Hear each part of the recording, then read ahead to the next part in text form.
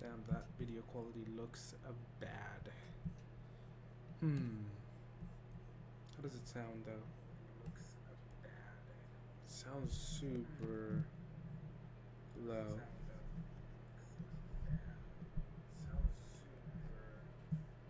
Hello, hello, hello.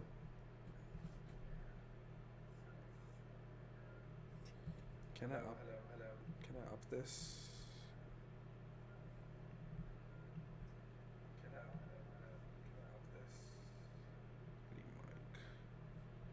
Volume.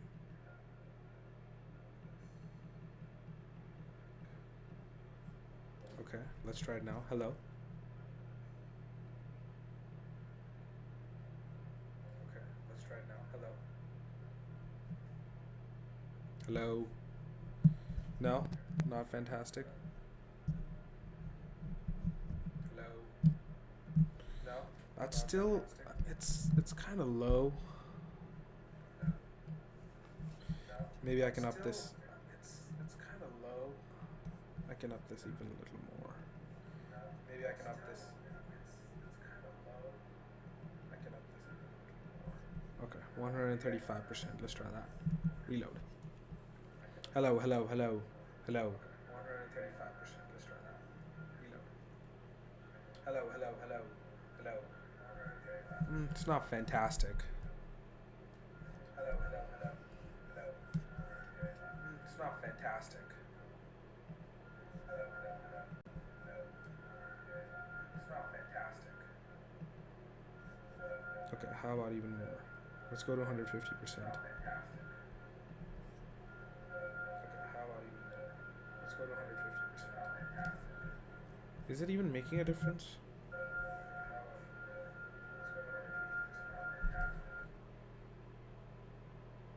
Is this making a difference at all? I can't tell right now because I don't really hear a difference. That's why. Is this making a difference at all? I can't tell right now because I don't really hear a difference. That's why.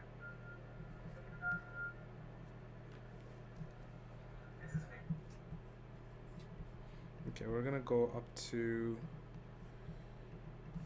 300%. Okay, hello. Now the volume is up 300%.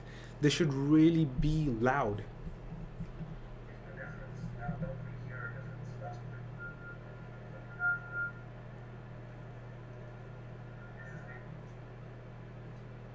Okay, we're gonna go up to 800%. Okay, hello. Now the volume is up 300%. This should really be loud. Okay, it is much louder. Cool, we can deal with that. This sounds much better. Let's go over to twitch.com just for our chat. And then I'm gonna intro what the fuck we're doing.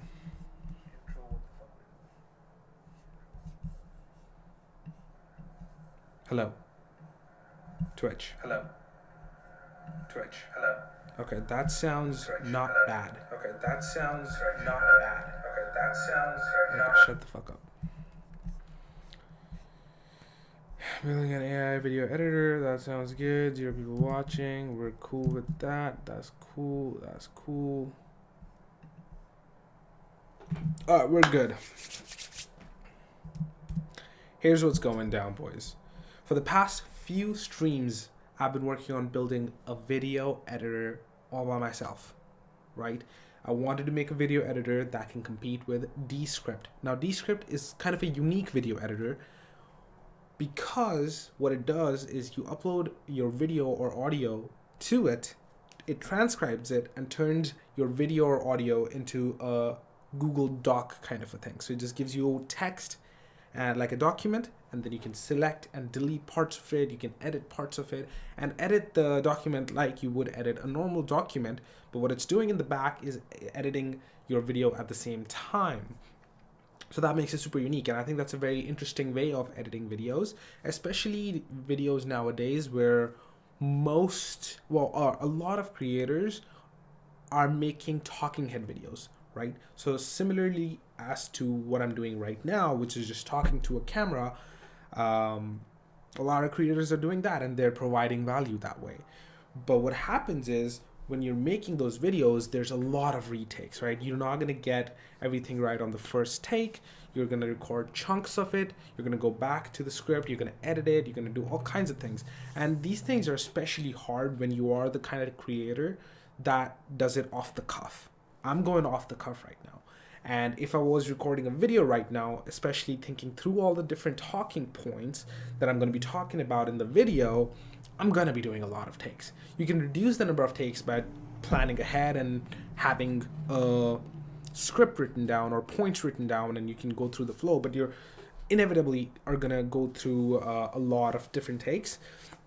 You're going to go through different pauses. You're going to go through ums and ahs and random tangents. Great. So this happens all the time, and it happens for every YouTube creator, and there's a lot of time that is spent on combing through this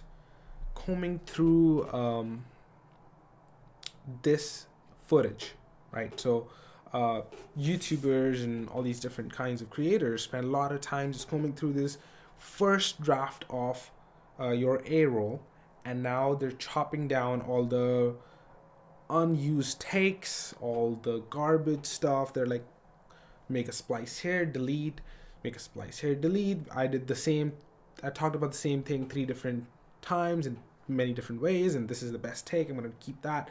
So, okay, a good chunk, I would say roughly 20%, 15 to 20% of the time of the whole video edit is taken down by chopping out the first A-roll, just taking out all the random stuff out of that. Okay.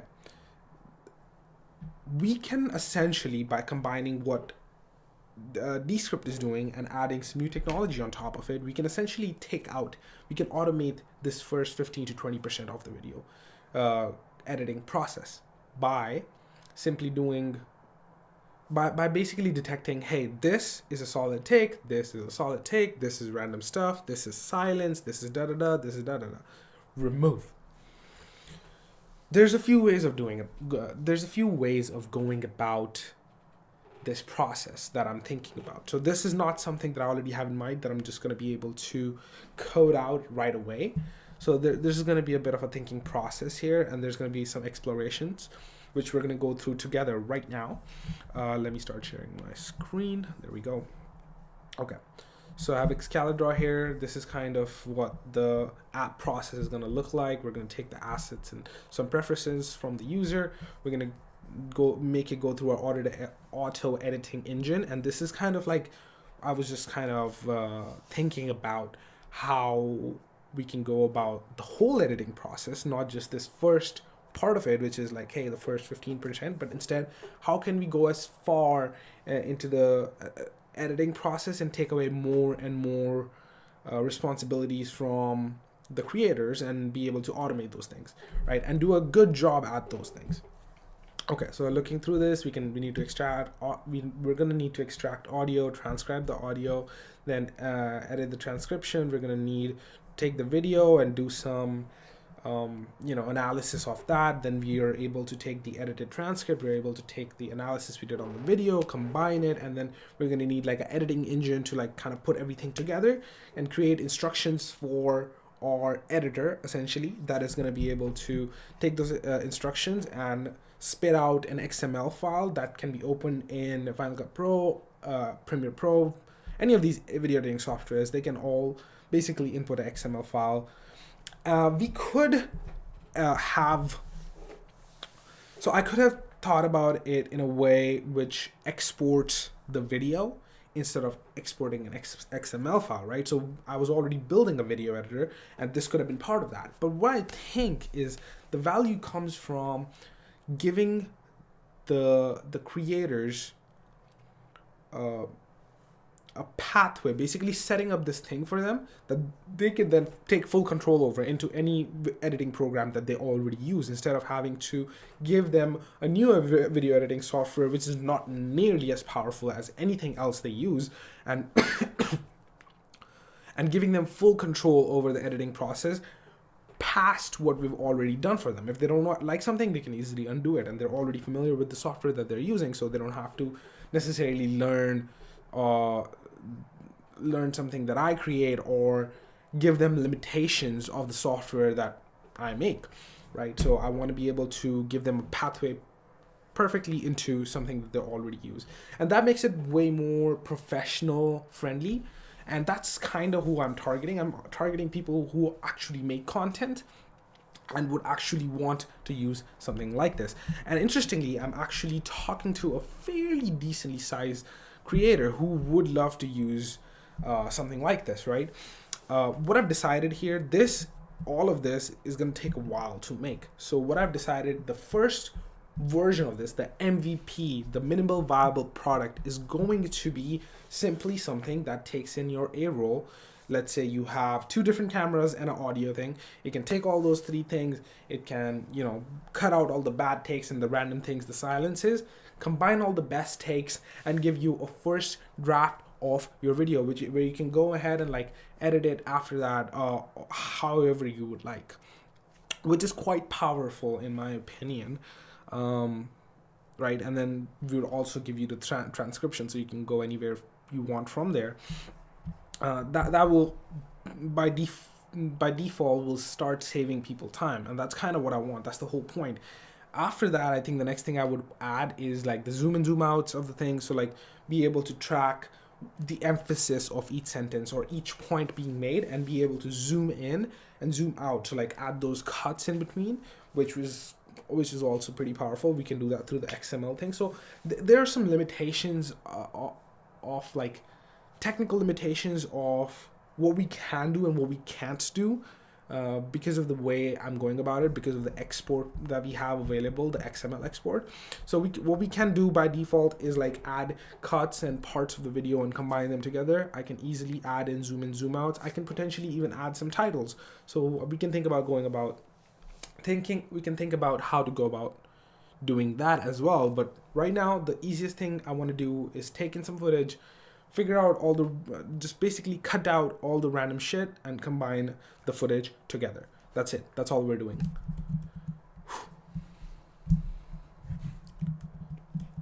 So, okay, so right now, what I'm doing, I have this Python Jupyter notebook where I used Whisper and WhisperX to transcribe some audio that I had, and then I had exported that into this JSON file right here, where it has each word and the timestamp of that word, where the word starts and where it ends, for the whole transcript, right? That gave us something like, I'll go ahead and show you guys what we made last time. Something like this, where I have the waveform for the complete audio. I can play it, right? So if I go, let's go here. The company you choose to work at can define the right. So this is similar to Descript, where we have the waveform, we have the transcript. I can select part of the text, let's say right here, and it'll select the same part of that audio in the waveform. I can click play. The first few companies you choose to work at can define the rest of your career. Right? It's only selected this thing, which is pretty cool. And we can build a captioning tool pretty easily out of this, which is pretty interesting by itself. I really like that. I think that's pretty cool. Another idea is that we can take the captioning tool much more. We can take the captioning tool itself quite far, and I think that's actually a pretty good idea as well. A really cool captioning tool. Damn, I might look into that as well. That could be a pretty great idea, and I can set that MVP up pretty quickly as well. Damn. Okay, I gotta think about that.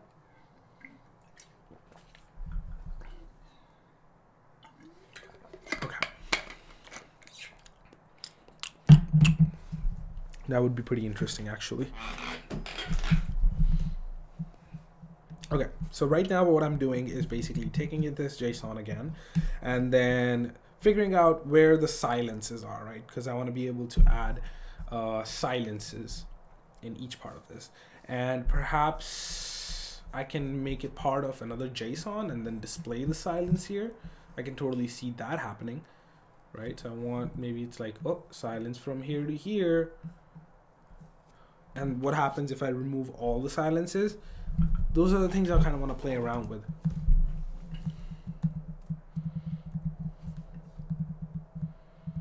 And then we're going to need an engine to basically take all these instructions and then convert it into XML. So that's going to be interesting. I'm probably going to end up doing that in Python. And I have a few ideas how I'm going to go about doing that as well. Who's watching? Is anybody watching? Give me a little message in chat, and that'll be nice. You know, I won't feel so alone, so lonely. Anyways, all right, let's go over this. I forgot that VS Code had added this Python Jupyter Notebook thing, so we're gonna add a Markdown. Adding, playing with, or messing with the JSON, the transcript timestamps JSON, something like that. How do I make a new one? There's a shortcut. All right. And then we're going to make a new one. One by line. F10. Bro, I don't have F10. I'm using a MacBook with a touch bar. Execute cells above. Execute cells below. Split cell. More actions. Ooh. All right, how do I run this cell? One by line.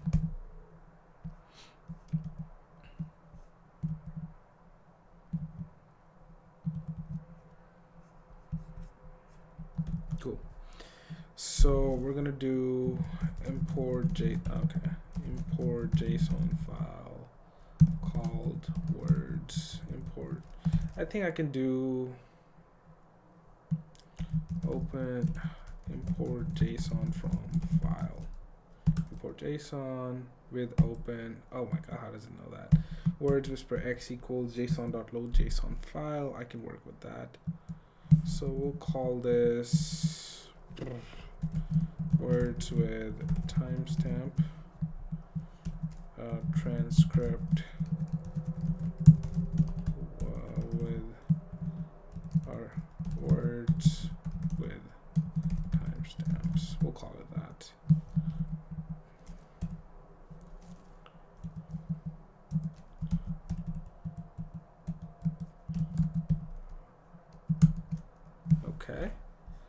Okay, I fuck with that.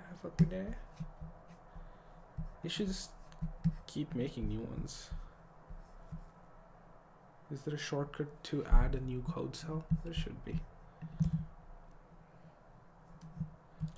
There should be a way to add. Anyways, so we can go over this now. How do I want to do this?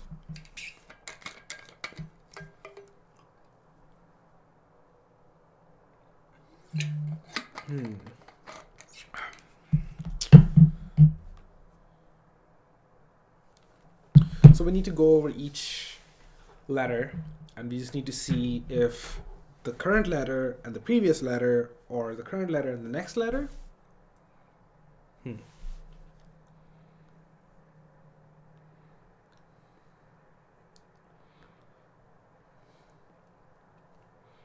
How do I want to do this?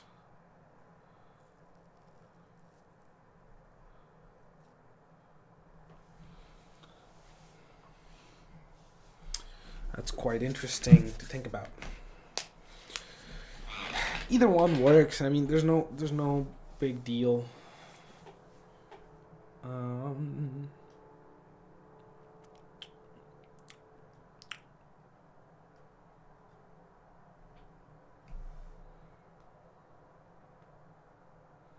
What if I just add to it? What if I just add how much time was between this and that? Just so I can go over and then find out what all the silences were. Just for fun, we could kind of do this.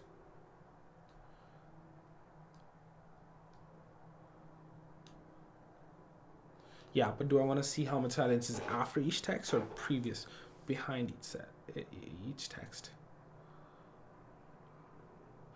I think prev silence makes a lot of sense. Just thinking about this out loud. All right, yeah, sure. For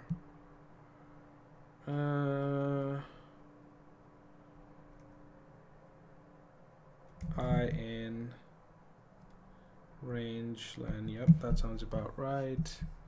I don't want to do that. To think about that.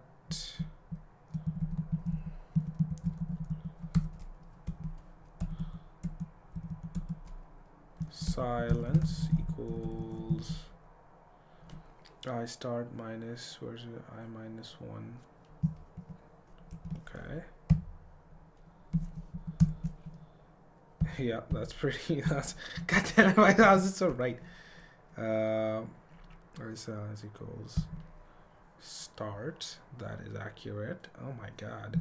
But instead of silence, we're probably gonna say prev silence, something like that. I like that. And then we're gonna say I might want to do a return here, but for now I think that's fine. We'll do else. I thought it was elif. Let's do elif.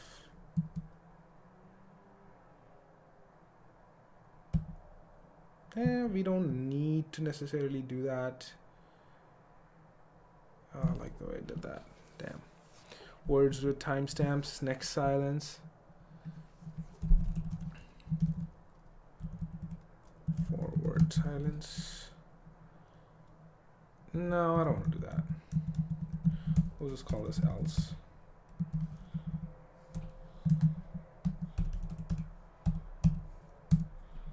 Okay. I don't think I want this. And then we're basically doing silence equals words with timestamps I start minus words with timestamps end. That is correct. And then we're going to go prev silence equals silence. And then I just want to print out words with timestamps again. Beautiful. And now we have prev silence. And then prev silence is this. And then I want to print out... damn, is there like a functional library in Python similar to Ramda or something? Or like I can run reduce and stuff like that. Reduce.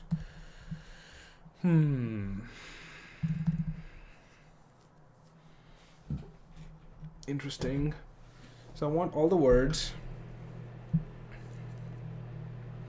That's probably loud. Oh my god. I'm gonna close that so it's not as cold here.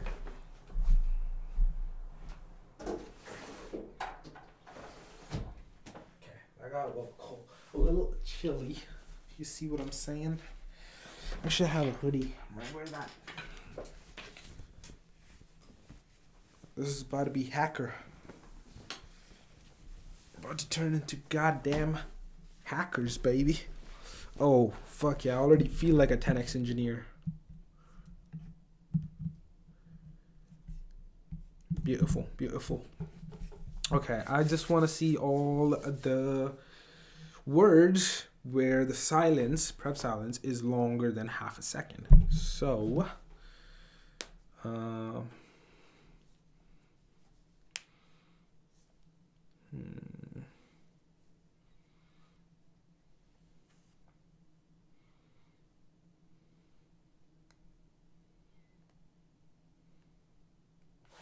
I select one word in my thing? Is that possible? Company. That's pretty funny. I can. So I don't necessarily have to do that. I can simply add the word silence. Okay. That might be even better. So this is one way of doing it. Adding silence its length before each word. And then I want to do this separately. Add code block. I'll do this. Adding silence as its own word. Right, so I kind of want to turn this into a function instead. I don't know if Python is pass by reference or pass by value. Is Python pass by reference?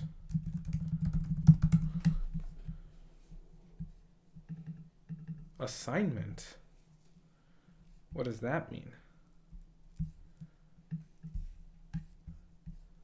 Def square main square arg print arg. Yeah, that's my question. What is it gonna do? When you pass the function arguments by reference, those arguments are only references to the existing value. In contrast, when you pass by arguments by value, those arguments become independent copies of the original values. Let's revisit C#, time value or ref keyword. Okay. Doesn't modify the original value variable, rather val parameter is an independent copy of the original. Copy of the val that matches the behavior you would see in Python. Remember, Python doesn't exactly pass by value.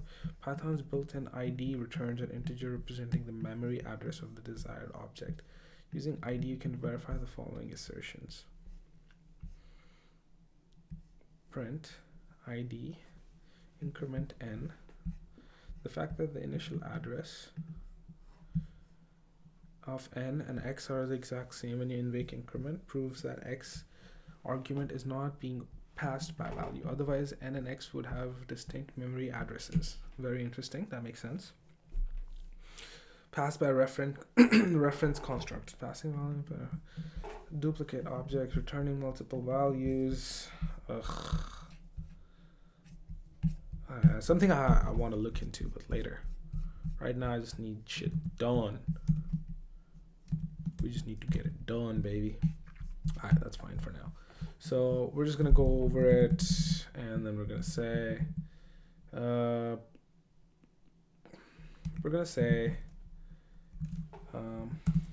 const min silence.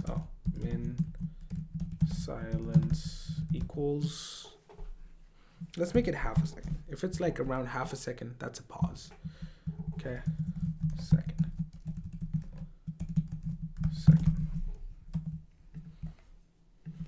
Okay. So we're gonna go doop.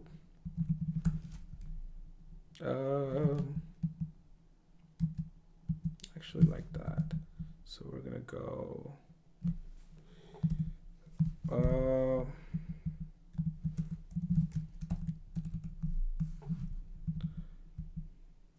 silence equals okay okay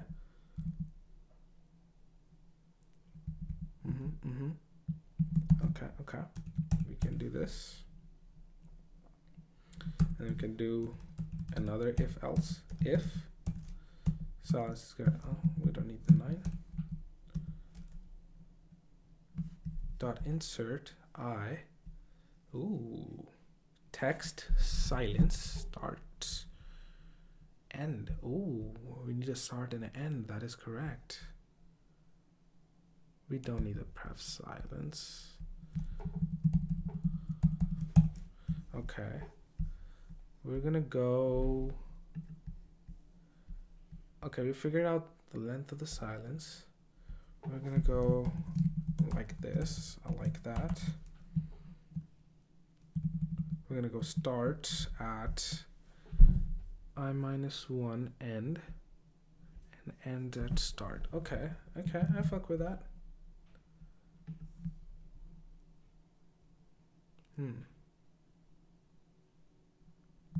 Yeah. I like.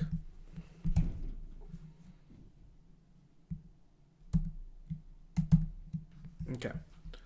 So we got silence starts at this, ends at this. Oh, that is incorrect. It should not start at this because I-1, it probably went to the end of it, you think? Yeah, probably. So what we need to do, I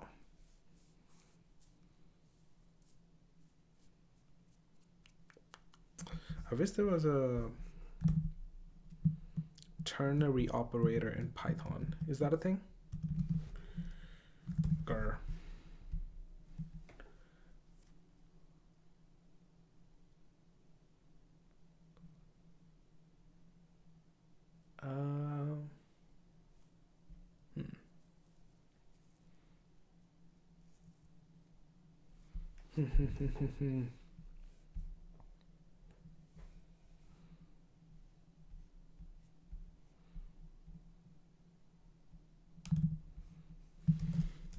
Python ternary operator?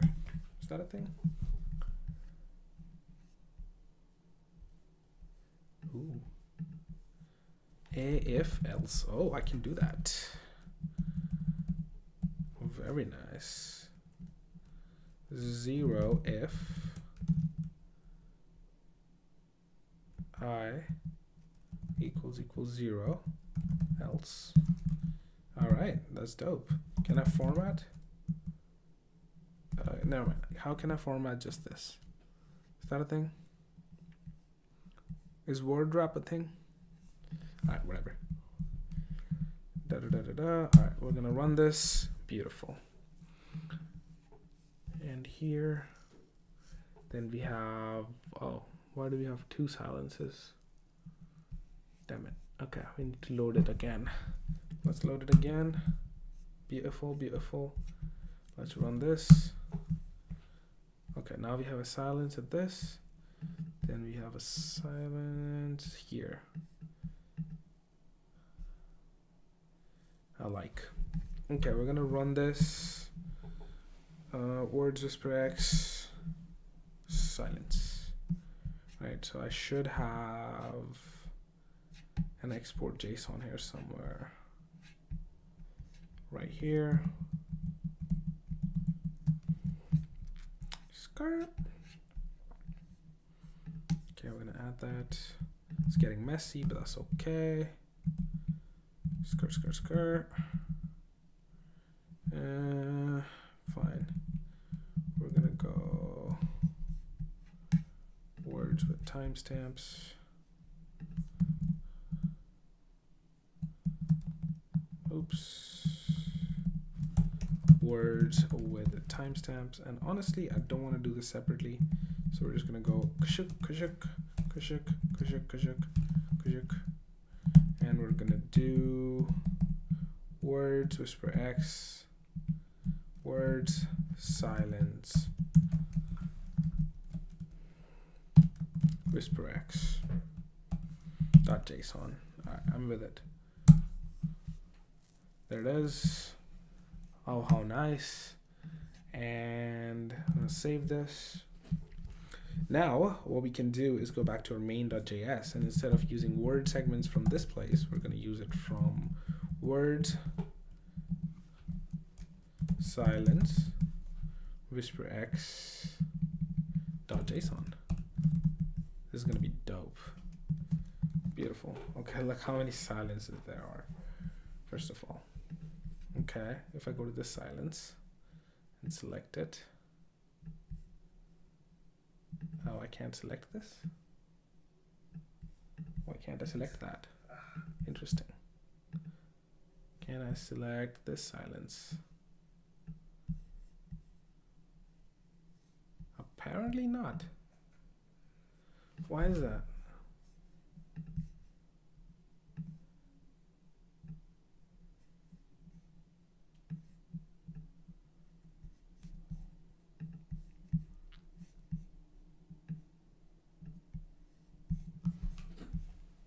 I don't know if it selected that.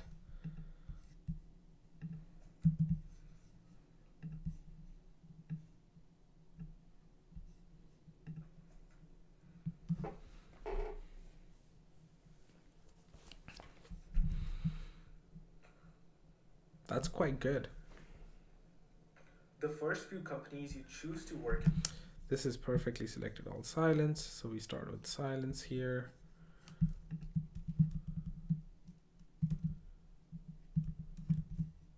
What's this? Don't need that. Okay. All right, silence. Choose. I don't know why this is so. This is normal. This is completely normal. And This was greater than 0.5. This was half a second. Right here. According to this, it was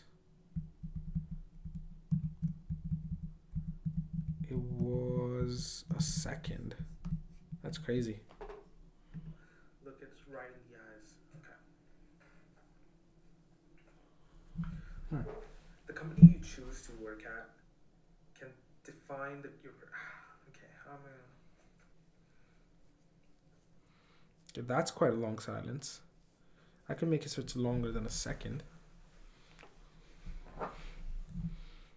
The first few companies you choose to work at can define the rest of your career and how far you're going to go and how successful you're going to be. The first few companies you decide to work at define your rest. The first few companies you decide to work at are going to define the rest of your career, how successful you're going to be, and the kind of people you get to work with. And I'm gonna in this video, I'm gonna help you pick the right company you need to go work for. When you're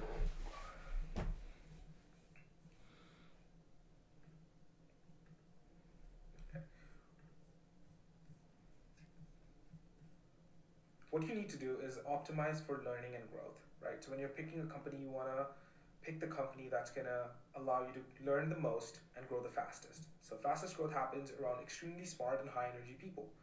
And where do these really smart engineers, where do these really high energy people go? What would happen if I removed all the silences? I want to edit this audio now.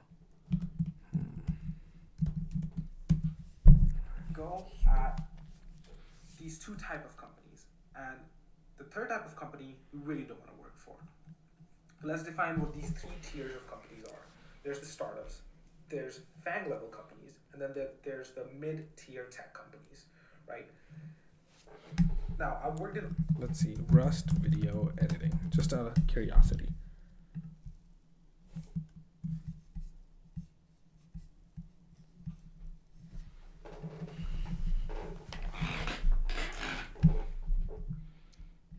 Interesting.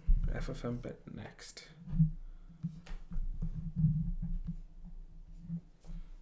Currently supported version.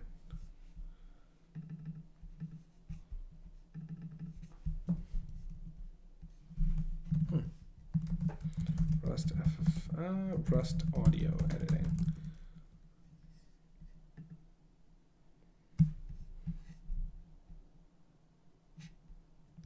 Anyways, I'm not learning Rust right now, but Python audio editing.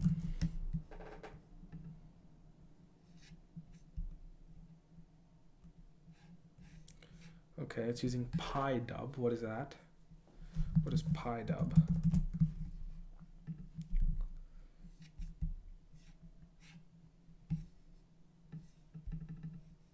That isn't stupid. Okay. From 10 seconds. PiDub does things in milliseconds. First 10 seconds. Ooh, 10 seconds. Last 5 seconds. And quieter. That's nice. That's dope. This is sick.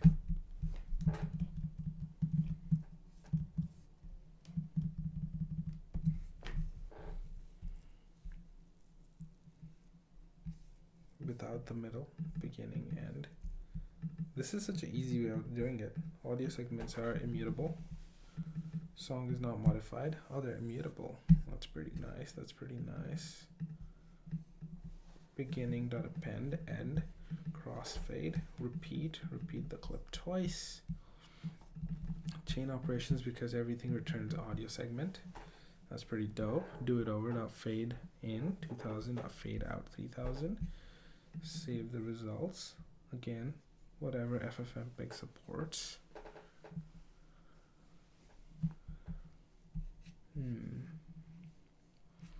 Milliseconds, huh? Looks like we have better control of it. We can go lower than milliseconds. So milliseconds would be, this is 14 seconds. So you multiply that by 1,000. So we're going 3 deep, like here. We could probably, that probably fine.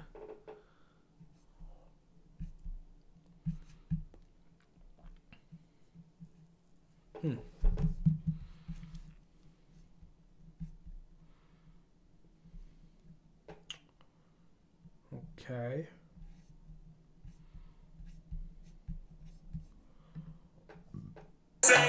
Jesus.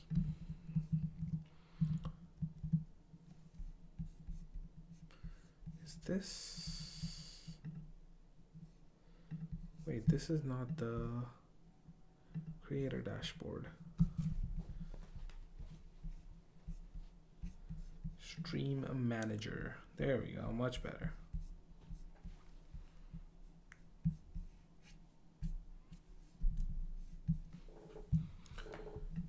That is amazing. All right. PiAV is pretty interesting. I might install it.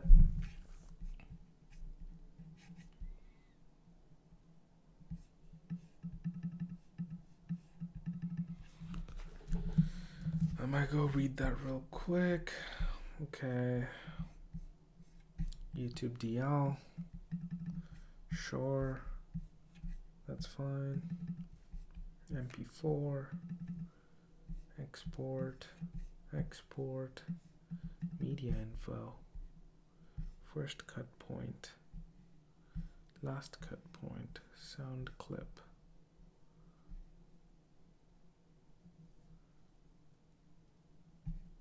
You can make the sound louder or quieter by adding, subtracting the decibels as per below. Dot playback. Adding silence in the sound. We don't need to do that. Okay, so we can detect silences in many different ways. Right. So when you're picking a company, you want to pick the company that's gonna allow you to learn the most and grow the fastest. So fastest growth happens. I really want to hear what this would sound like without all the silences. Right? I think it'll sound pretty punchy, almost a little too crazy.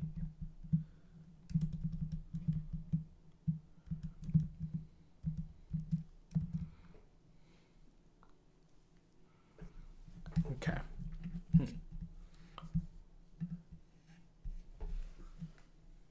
PiAV.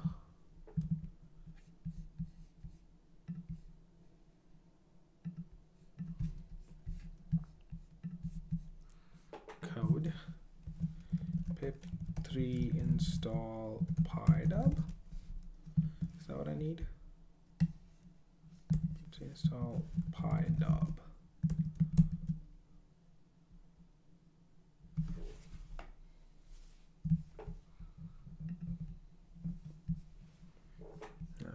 I want to delete this one. Delete, how do I delete? Delete. There was an error. I think we're fine. I want to import PiAV. How do I do that? Import PiAV. Ooh, shift enter worked there. Okay, I'll import PiAV. then I want to take parts of it. So first 10 seconds. Okay. Boom. And then song, what is that? Okay.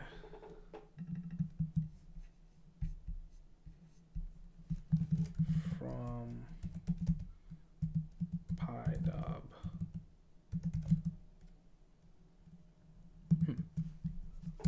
Ooh. PiDub dot. We'll do that. PiDub dot import or dot audio segment dot from file dot slash audio slash audio dot mp3. Okay. Do I need to tell it format? Format equals mp3. Okay, audio equals. We'll try that. Beautiful, that'll work. Now we'll go audio 10 seconds and then we will just try to play it. PiDub.playback or .play. PiDub.play.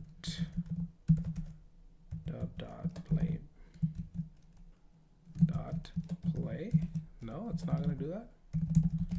Play first 10 seconds.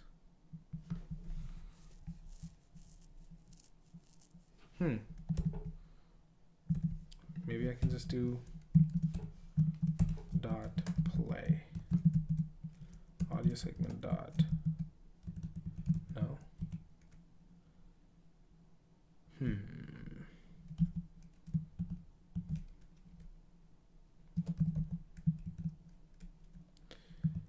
Do I have to do that? Sure.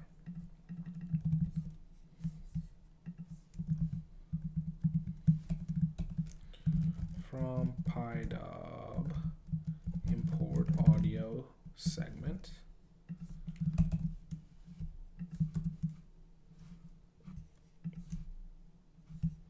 And we'll go play first 10 seconds.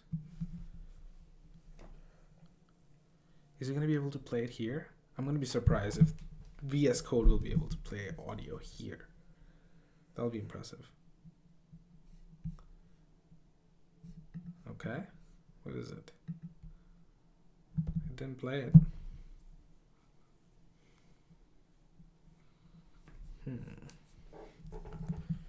Did not play. Oh, it did play. I see. We'll go.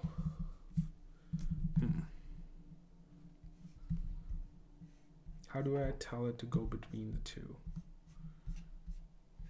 Okay.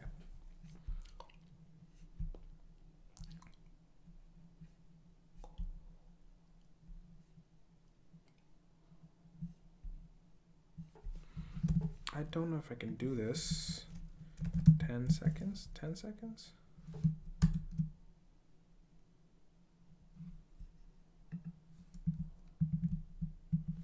Plus 10 seconds.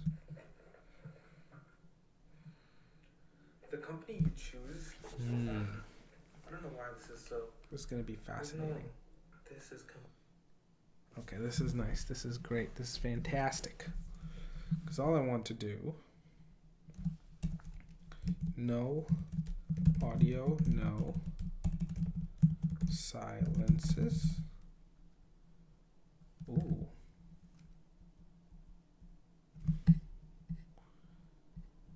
Ooh, dot append.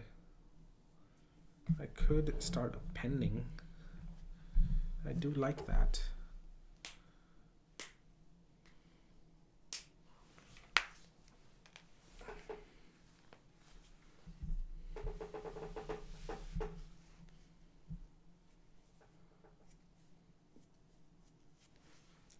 Concatenate audio.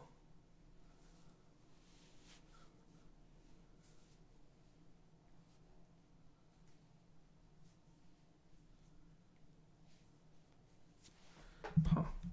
Okay, I'll leave it blank. Maybe I can set it to empty.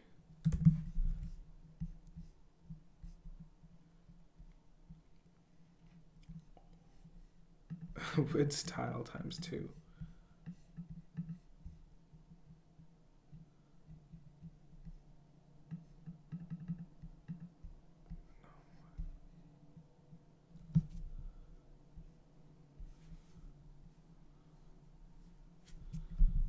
Do it over, fade in, fade out. Save the results. This is fantastic. Okay, so word and white stems. If word audio no silences is not equal to silence, audio no silences. Can I do this? Ooh, maybe I can. Okay, then I wanted to do now play. Okay.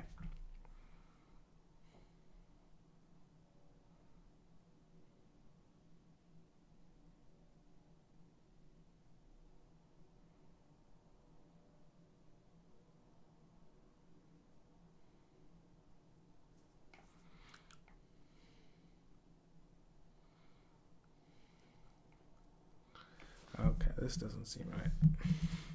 Let's try it again.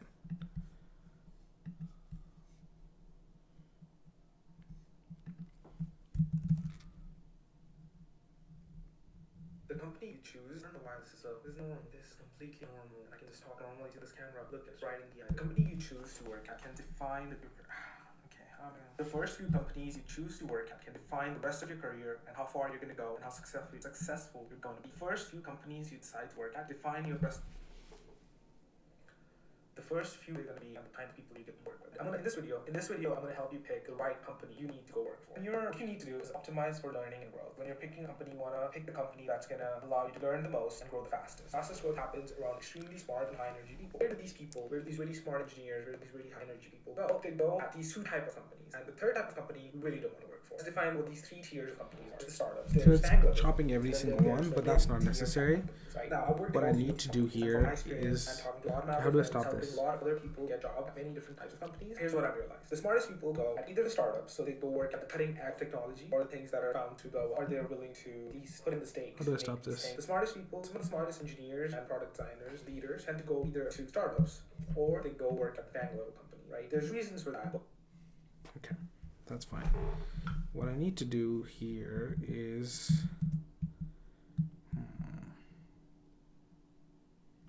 can I remove things? How do I remove things? Remove.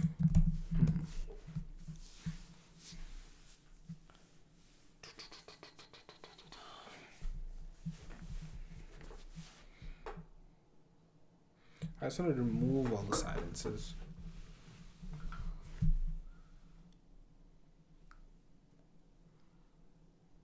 This is where the prev silence might be better.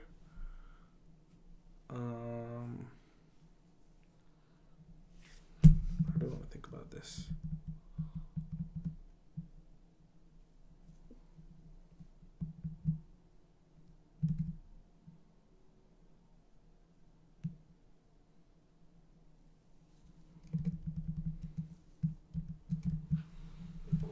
Okay, so let's go ahead and if it is silence,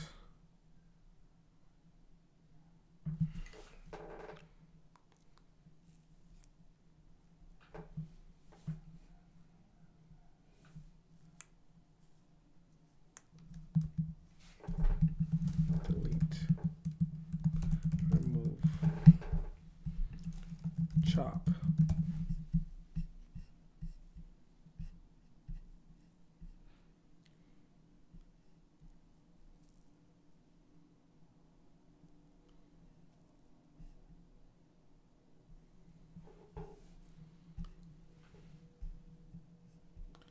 So,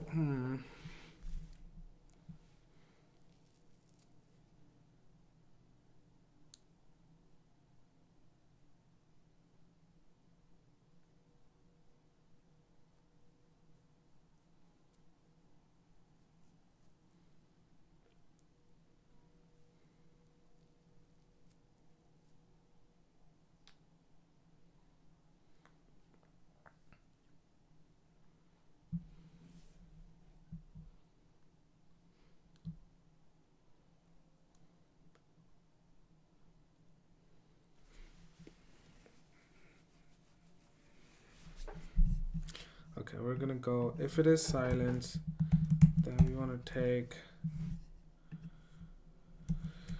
prev end equals 0. We're gonna go prev segment seg start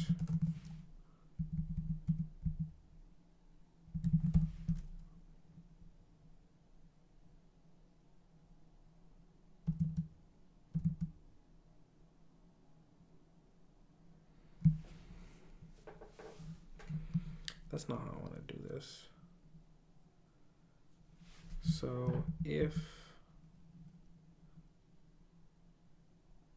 it is silence, then whenever it ends, audio, no silences plus equals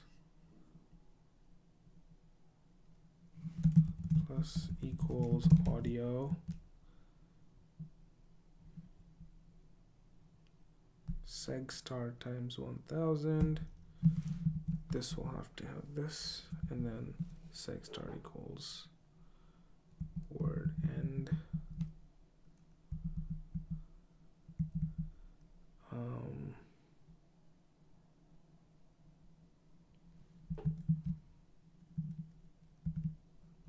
If it is equal to silence, then audio and silence plus equals seg start slash. So whenever it started, segment start, I want to take that until the silence starts.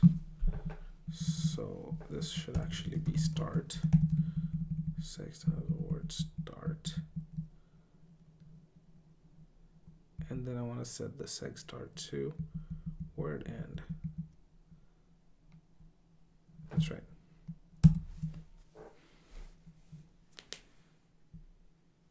The company you choose, I don't know why this is so. This is normal. This is completely normal, and I can just talk normally to this camera. Look it right in the eye. The company you choose to work at can define the first few companies you choose to work at can define the rest of your career and how far you're going to go and how successful you're going to be. The first few companies you decide to work at define your rest.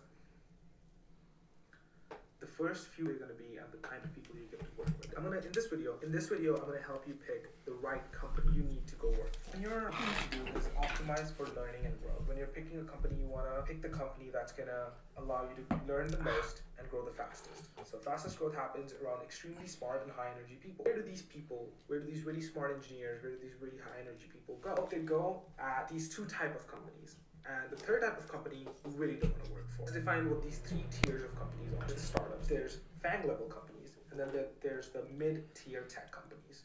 Right now, I've worked in all three of these companies, and from my experience and talking to a lot of my other friends, helping a lot of other people get jobs at many different types of companies. Here's what I realized. The smartest people go at either the startups, so they go work at the cutting edge technology, or the things that are bound to blow up, or they're willing to. Okay, now I can always change the silence length here and then remake this audio. Right? That is completely possible.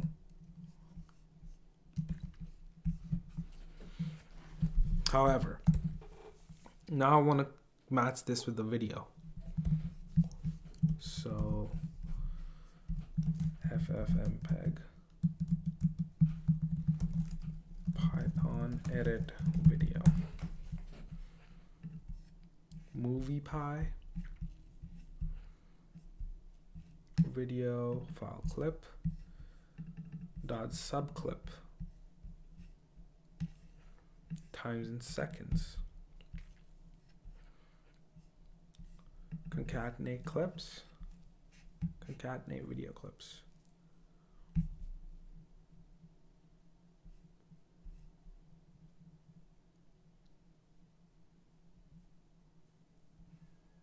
Final clip, write video.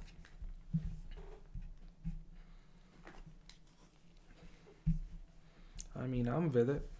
This should be fairly straightforward. I don't know if I can pass milliseconds in there.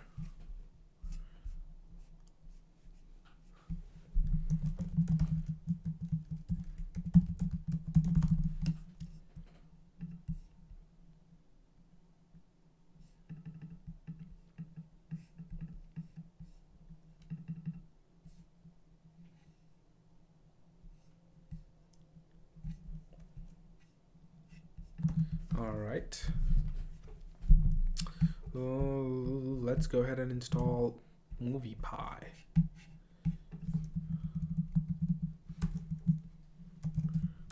Creating, actually, we're gonna add a markdown. I'm gonna call this removing silences from audio. There we go. And now what we're gonna do is removing silences from video.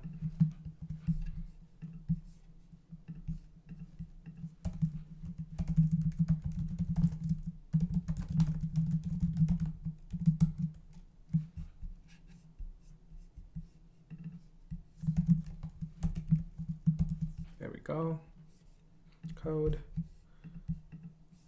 Delete. What I want to do is do pip3 install MoviePy. MoviePy. Pip3 MoviePy. MoviePy. Pip install. Wait, it's not maintained? Oh, maintainers wanted. I understand, it's hard. Cool thing is I already have FFmpeg installed here, so we don't have to worry about that, Twitch.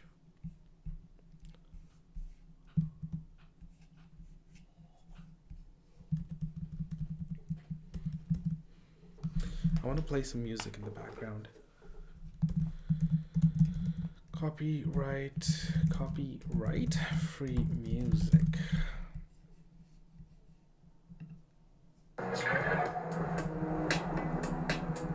Oh yeah, that's sexy.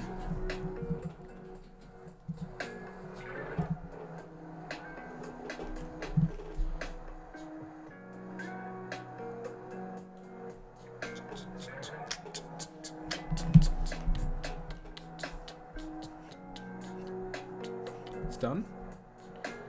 It's done, son. Okay, great.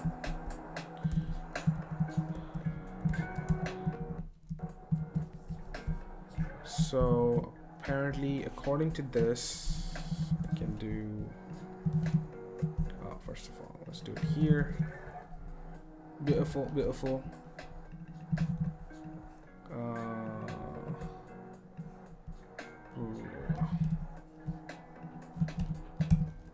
Video equals. It would have to be.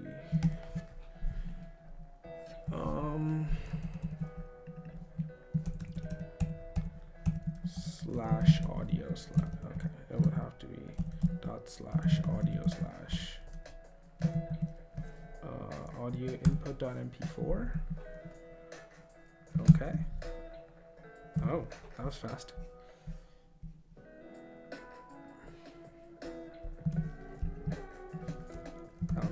Output.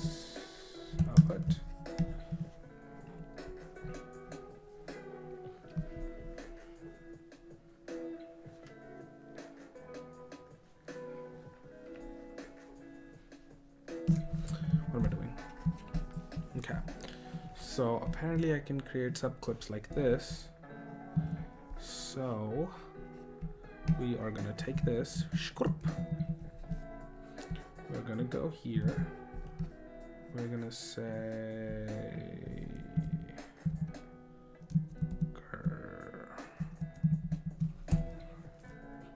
null. Is that a thing? Null in Python?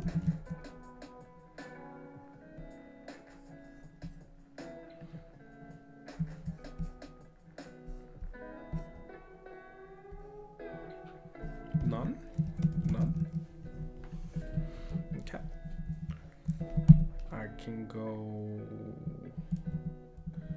video, no silences. Video, no silences. And we can go video, video, no silences. We're gonna go video. Dot sub clip. Script. I'm with that. I think that works.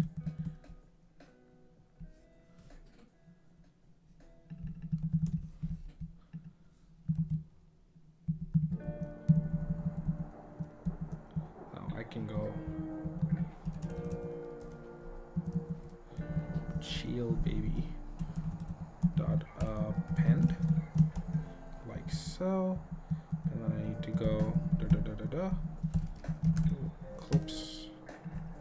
clips no silences perhaps,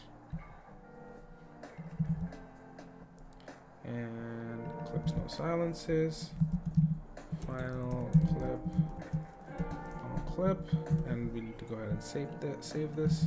So we need to say final clip dot write video file output no silences dot mp4 within dot slash output slash. There we go. All right, let's run this. Then let's run this. Okay, I don't know how much memory this is going to require because I have no idea how MoviePy works right now or how FFmpeg works, to be completely honest with you. So we're going to have to see. Because that video over there import was quite fast.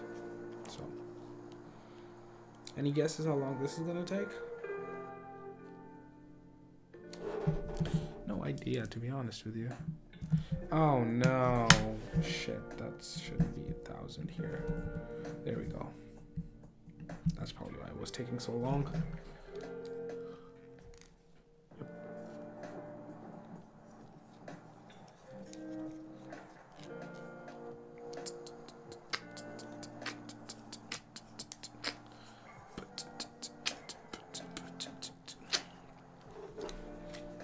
I wonder what part of it is taking so long. Is it the concatenate video clips? Alright, we're gonna test what part of it is taking so long. Alright.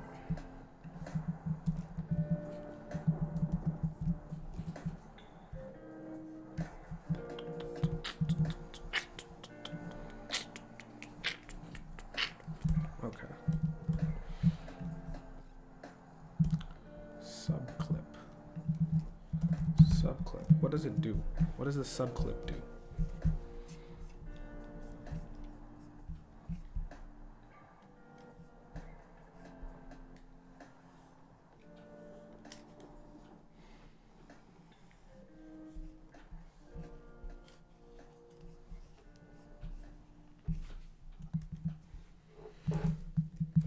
How does MoviePy work?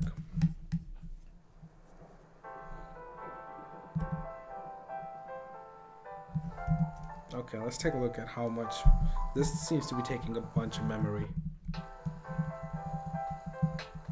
Like significant amounts of memory. Okay, I think it's done. Alright, let's do this. Okay, that was quick. And let's do this now.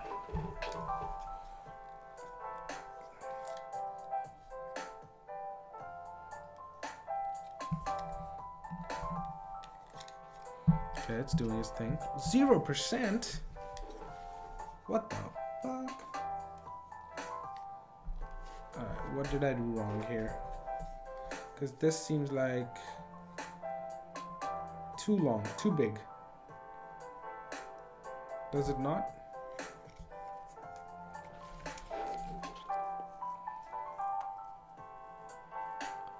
Huh.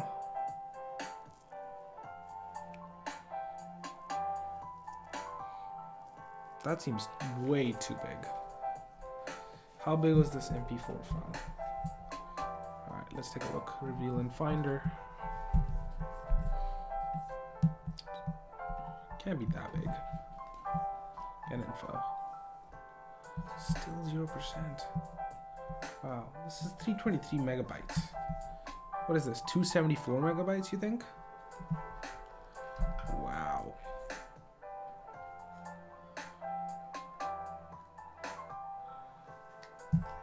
This many ITs per second? This is so low. Okay, I need to go see. MoviePy is slow. Shut the fuck up. Okay, you need to go away.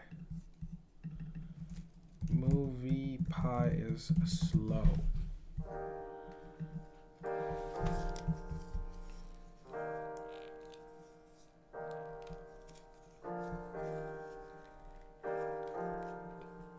Merge video path, audio path, output path, video codec. Yeah, it's probably better idea to use FFmpeg directly because this MoviePy does not seem fast.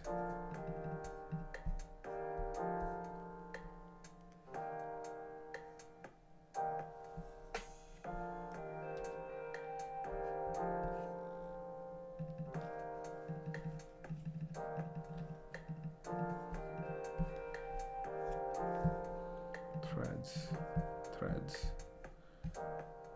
Write video file, threads. I can pass in threads apparently. But I don't really want to doing CPU rendering, I guess.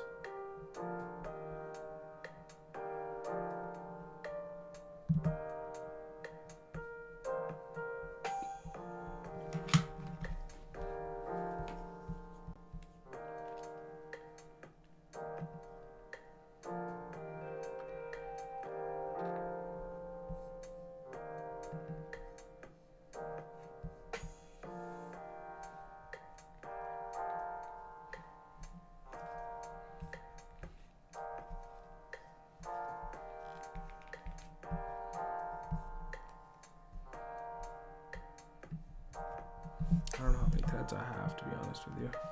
Damn, that is slow.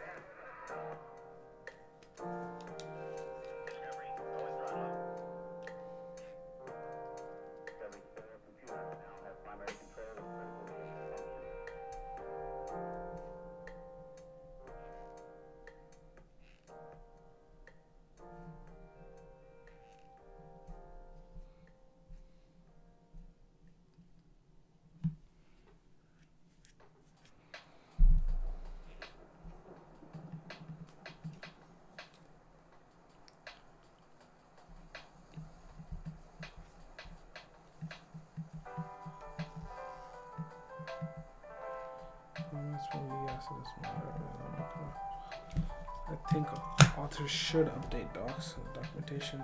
Yeah, 5 minute was fine, but I mean, I could try a 5 minute one, but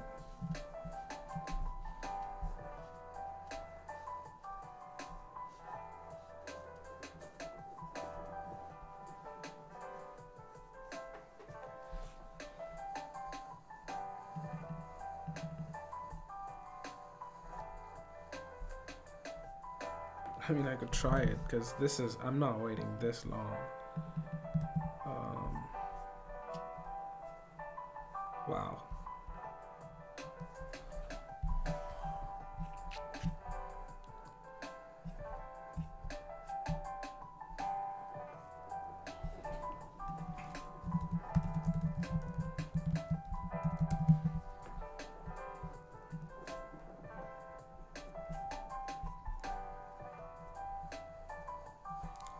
Flip stream.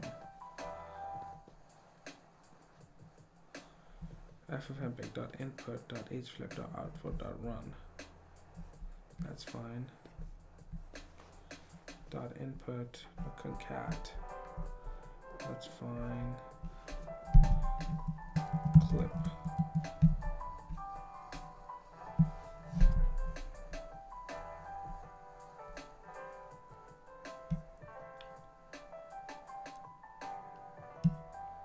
.concat.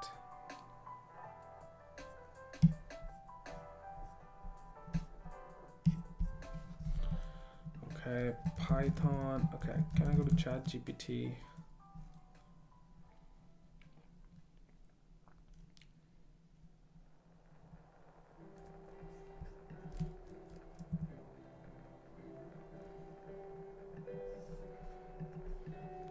Write a Python script that takes in that uses FFmpeg to clip the first 5 seconds to clip the first 5 seconds, first and last 5 seconds video. Middle.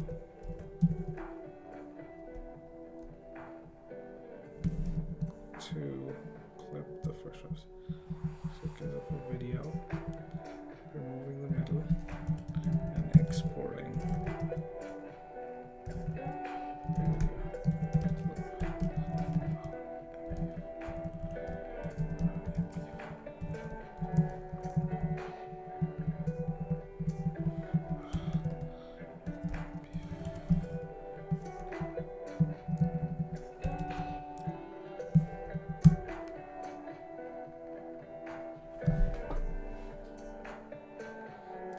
Oh no. No.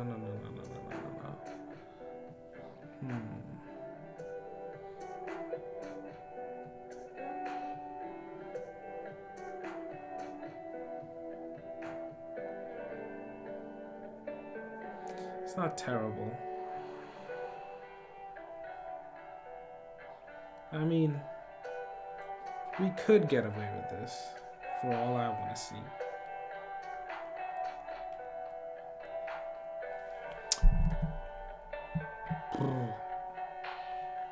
Wow, that is extremely slow. Boggles my mind, actually, how slow that is.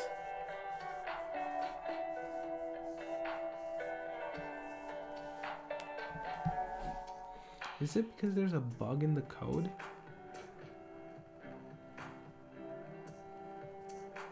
Yeah, wait.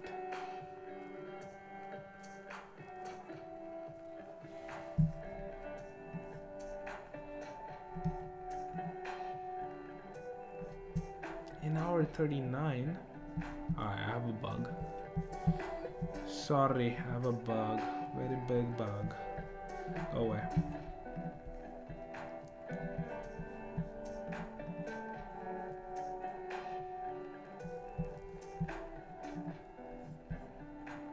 Go away. Okay. What am I doing here? 6.0.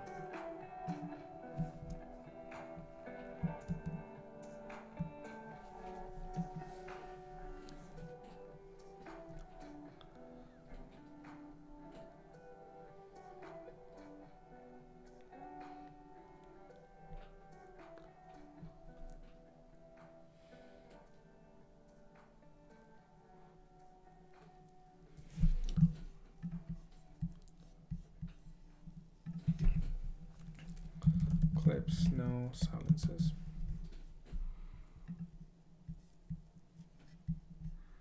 Damn it, that's gonna take a second again. Okay, I refuse to believe that, you know, there's something going on here, because that audio file was like an hour 29.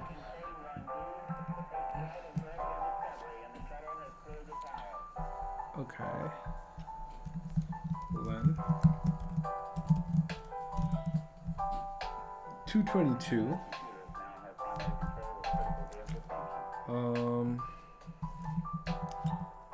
0 dot duration. Okay. 10 second. 10 second. Doesn't seem right.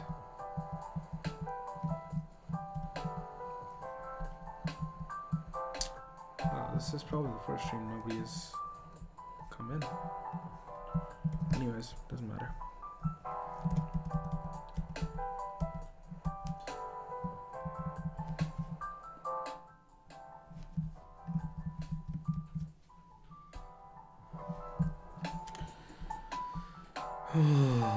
Okay.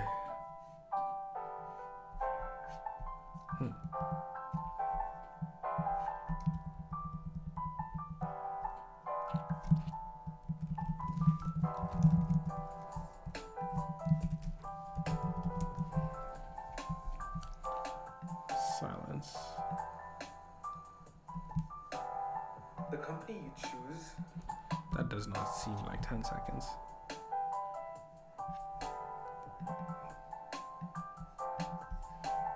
Wait a second.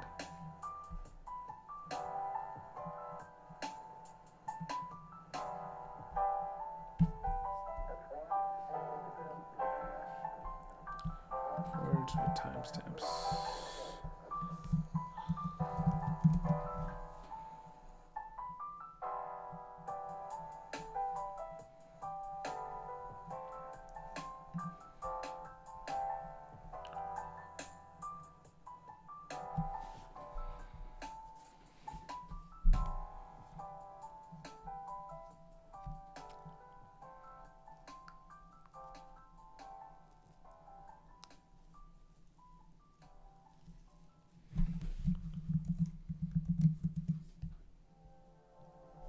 Says 1,000 seconds.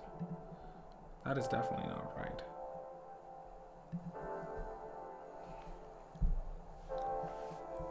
If it's silence, then we're going to take 6 star, which is 0.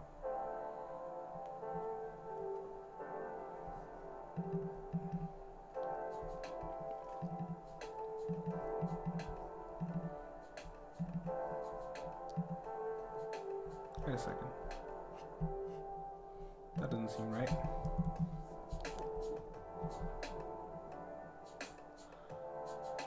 Oh, that's right. The company you choose. I don't know why this is so. This is normal. This is completely normal. I can just talk normally to this camera. Look at this writing here. The company you choose to work at can define the period. Okay.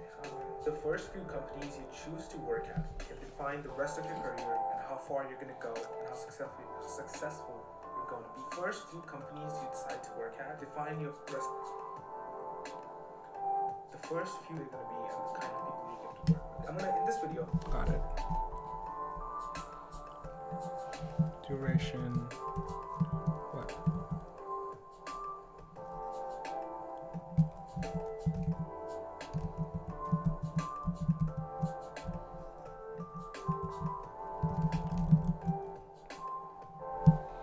Okay, I can believe that the first 10 seconds are just silence. What about the second?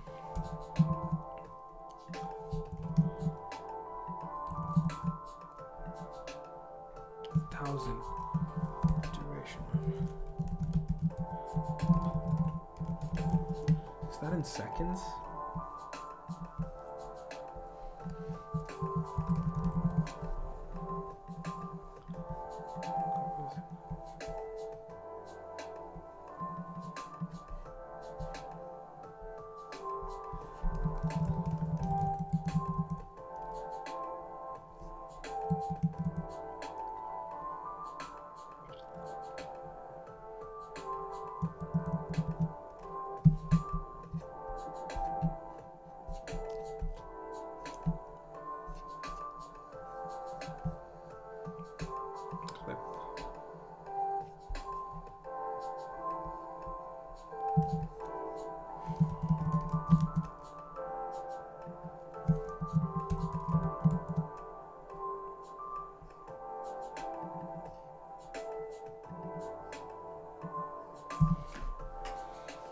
Wait, what? What?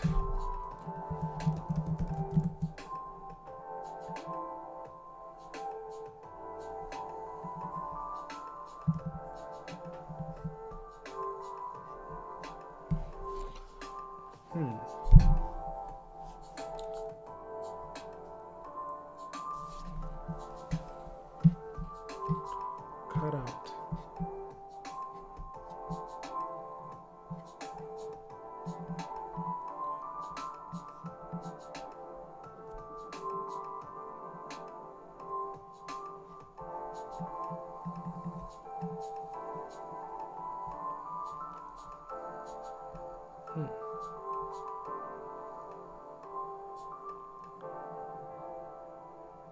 Turns a clip playing the content of the current clip but skips the extract between.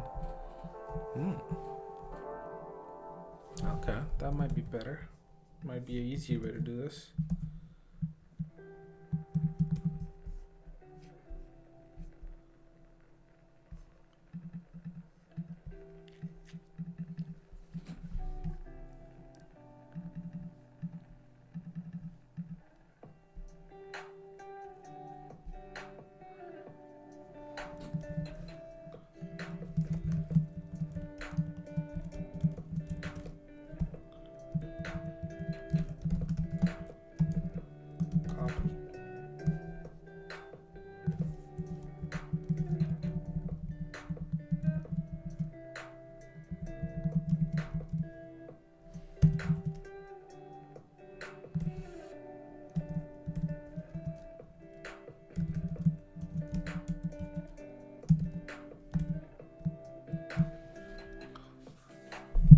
Returns a clip playing the content of this current clip.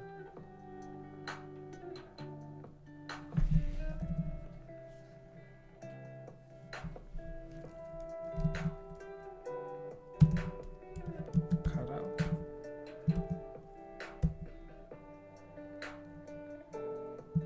How fast is that? That's pretty fast.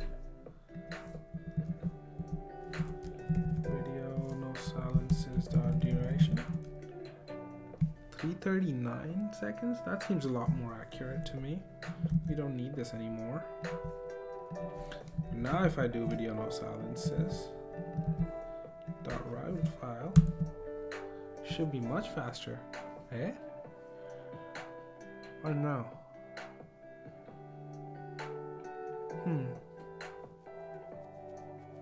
What's the problem?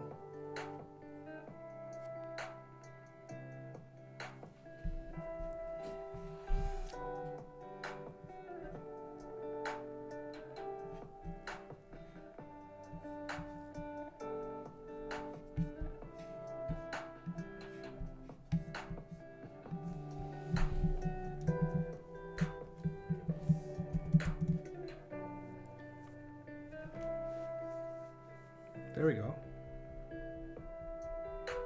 Oh, something's an issue. Something's awry. 32 seconds only. That's how it wrote, I think. Yeah. Something weird around 32 seconds. 339 divided by 65 something minutes. Seems kind of short.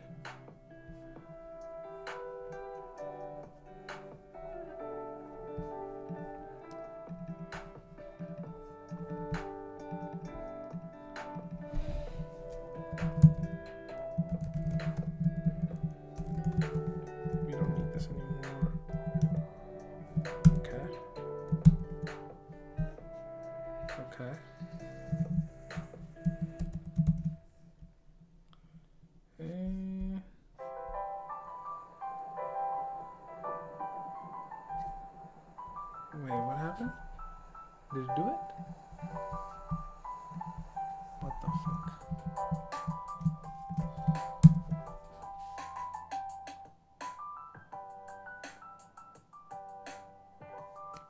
What's the problem? What?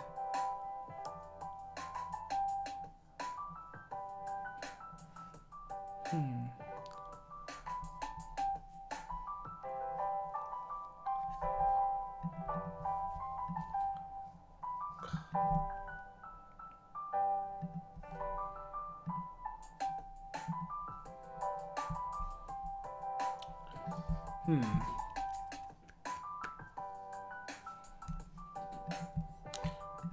I do?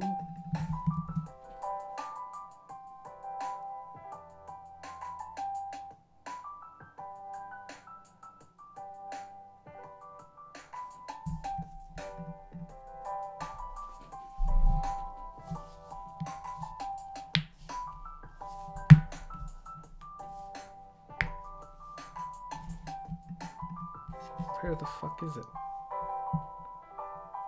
What the fuck?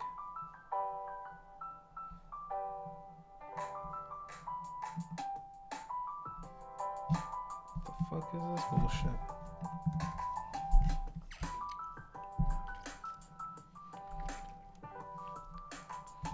The fuck?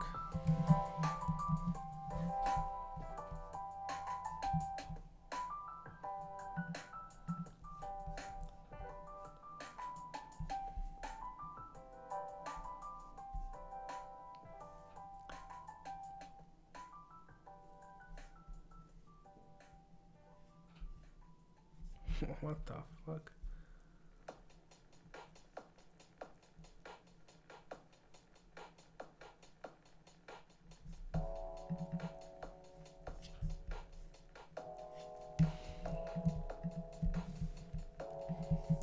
Maybe it can do dot slash. Maybe it has to do.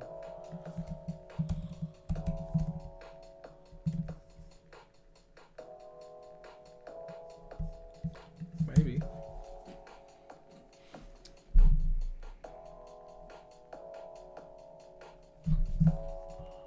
I'm tired of this. Let's do 10 seconds. Dot sub clip 0:10. Should be super fast.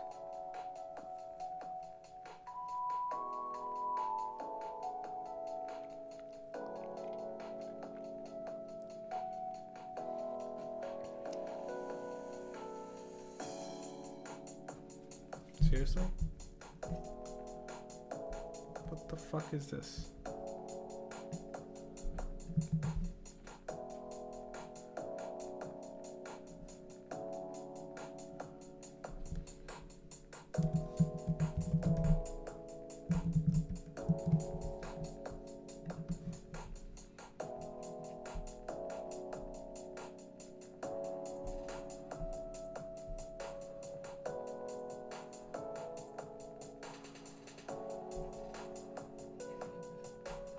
Oh, maybe. Okay, sure.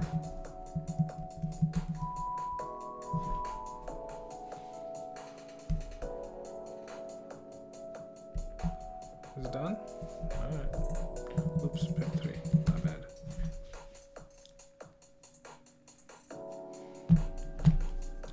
Almost 12 o'clock.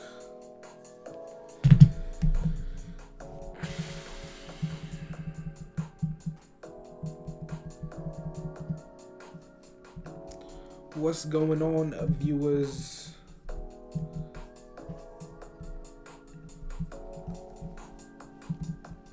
We're out here trying to make MoviePy work. Shit is not working right now.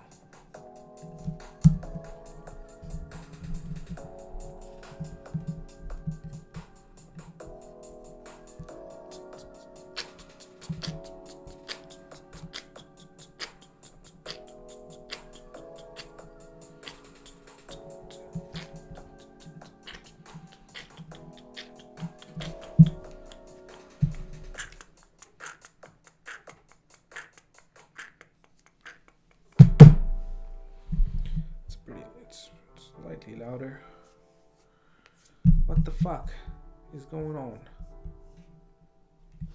Still the same problem.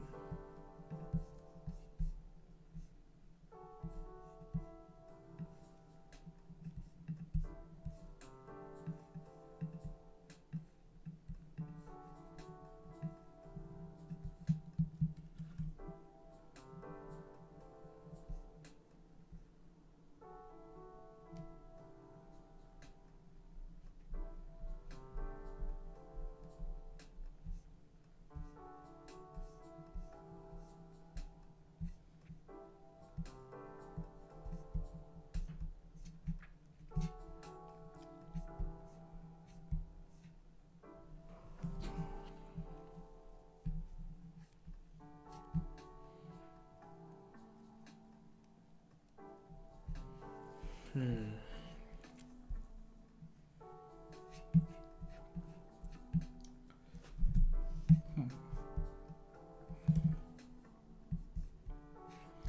And I could try passing it in manually for sure.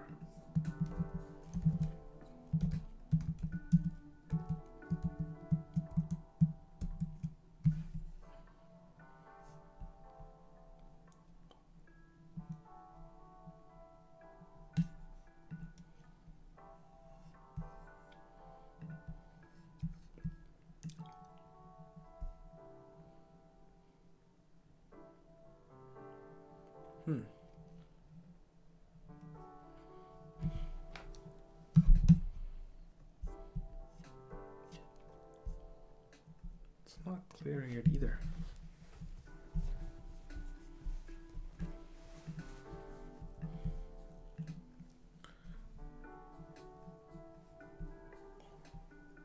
How do I clear cell?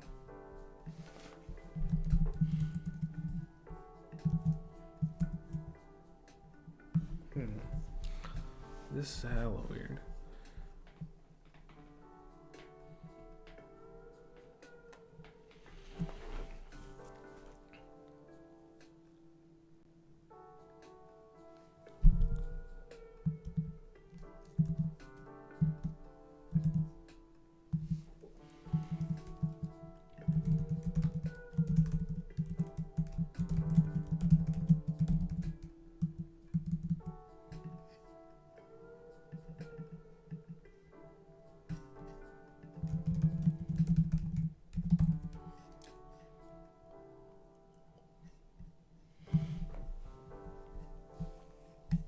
Damn.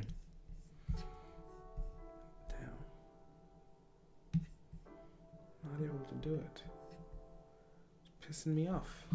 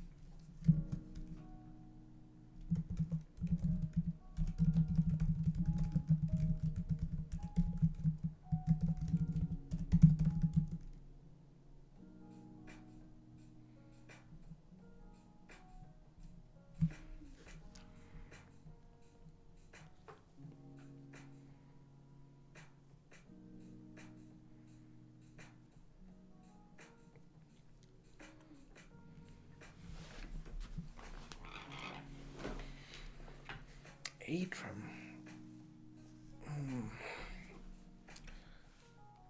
run input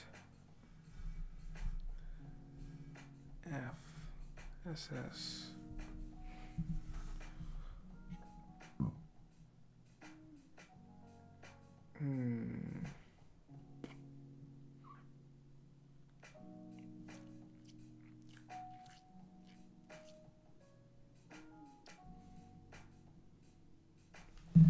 Damn.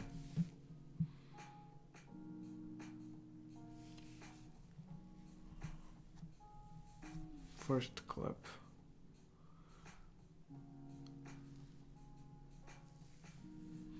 Input, output. Run. The same goddamn thing as the. It's annoying.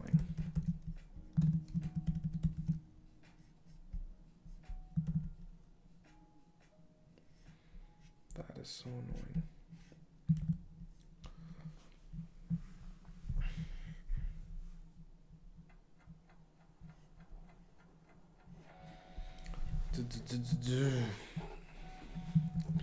Python FFmpeg. Let's check it out again.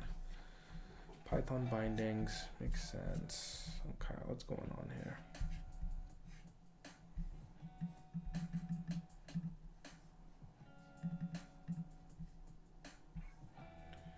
Stream input, flip output.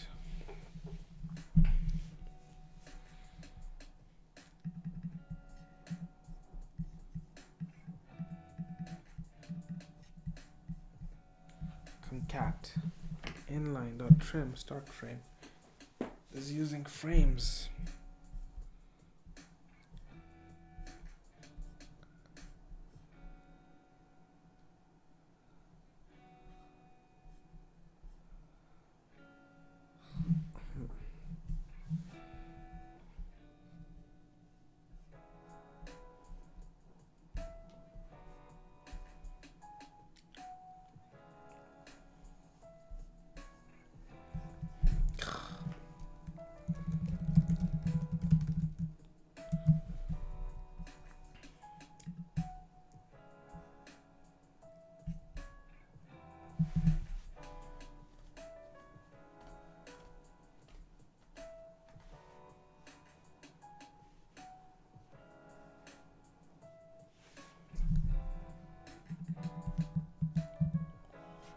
Would this work if I tried?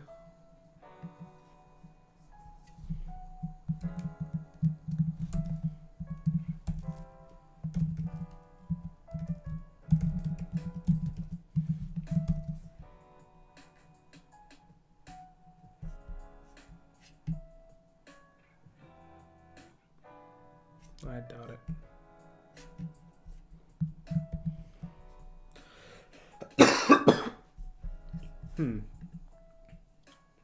Damn. It's looking wild.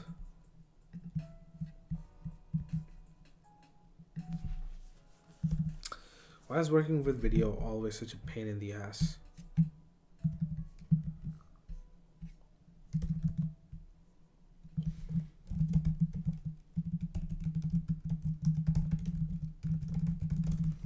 What is the FFmpeg version requirement for MoviePy? FFmpeg. The software you don't really need to worry about if it should be automatically downloaded. Da da da da da.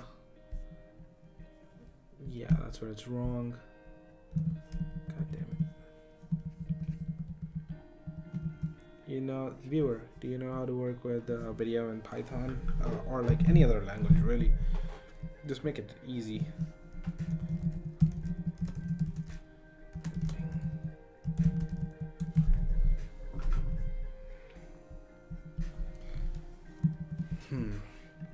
What are some packages that allow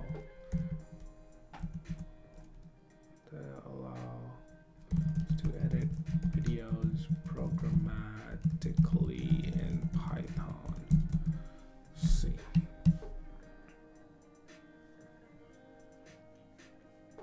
MoviePy, of course. That's what I just did, and it's not working well, and I don't want to debug it. Do we have better options? PiAV.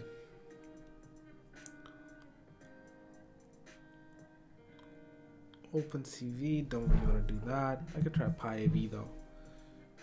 ImageI FFmpeg. Again, FFmpeg. Sure, PiDub. Yeah, I already use that, so PiDub was pretty nice actually. PiAV. PiAV, FFmpeg library. Okay, how do I use this? Let's see. That's fine. Examples. Alright, fine. Examples. Basics. Remux. What's that? This is so stupid. Why is this so hard? Should be easy.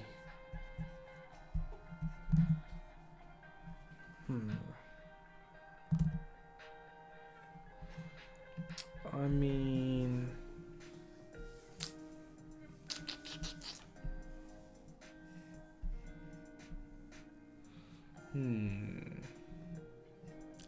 see, it did not work because of the same thing.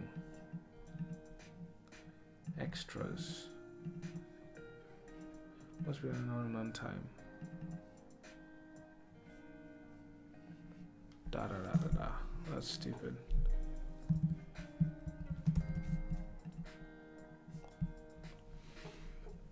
Anyways, I guess we won't be able to do that right now.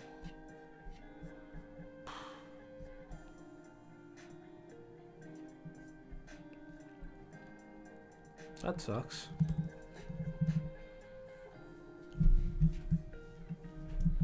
Are there any other options?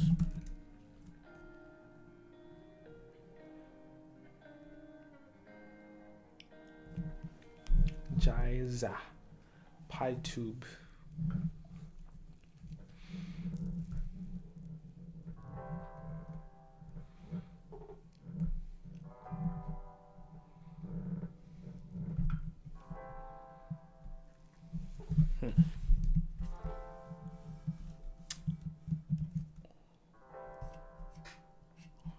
This, I don't hate this.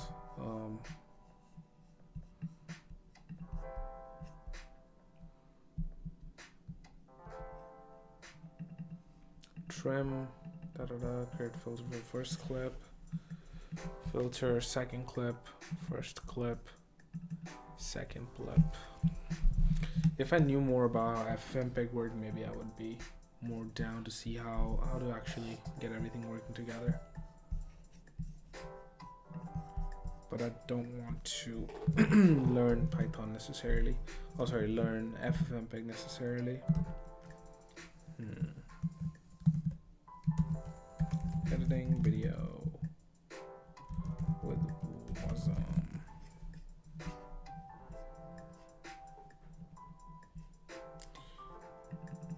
JavaScript editing video. I think there's like intro, create videos with code.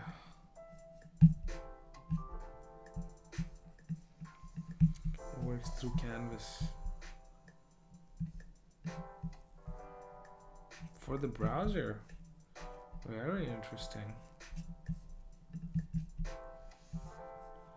Wow. That's pretty cool. I should look into this. Start time, source video element. Layer, brightness. Huh, interesting.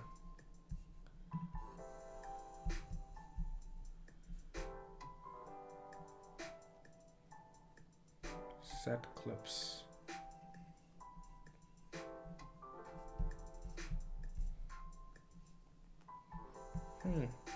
Wow.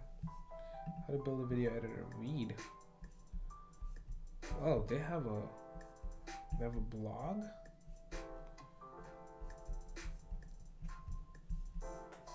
Who could have thunk? Why would they do this? Why would they release their how they're doing this? Wait, MoviePy.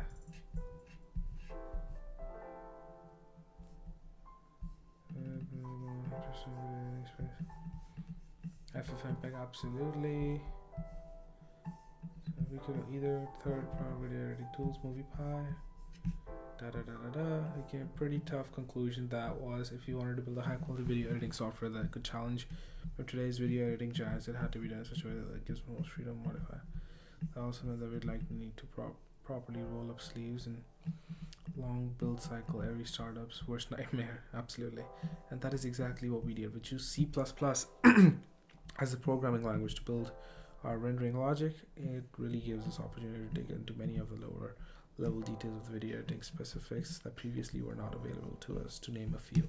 Using C++, now we have the option to work directly with LibAVcodec and FFmpeg C library directly without limitations of using its CLI tool. At this point, we were really hoping that if we slow down now, we'll be able to reap the fruits of our labor. OpenCV, One thing definitely needs to be mentioned first is that initially we were still looking for ways to make our life a little bit easier. So instead of doing many of the encodings and editing things directly, we opted to use OpenCV to save us a little bit of time when we first started the transition. OpenCV is one of the most, if not the most popular open source computer vision libraries out there. So why would we even want to use a computer vision software for video editing if we had no use for computer vision at this point at all? The reason is pretty simple actually. It was the quickest way for us to start. OpenCV, we were able to generate videos using as little code as possible. OpenCV is still using FFmpeg and LibAVcodec in the background, which in turn also means even though OpenCV is not designed with video editing in mind, it has a lot of features that come right out of the box with it that were perfect for video editing.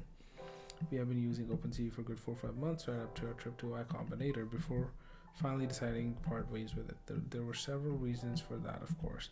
As you can imagine, editing videos in the cloud and just generally is quite a resource heavy task. We really have to keep track of our resources used on servers just to make sure that we're actually doing sustainable in the long term.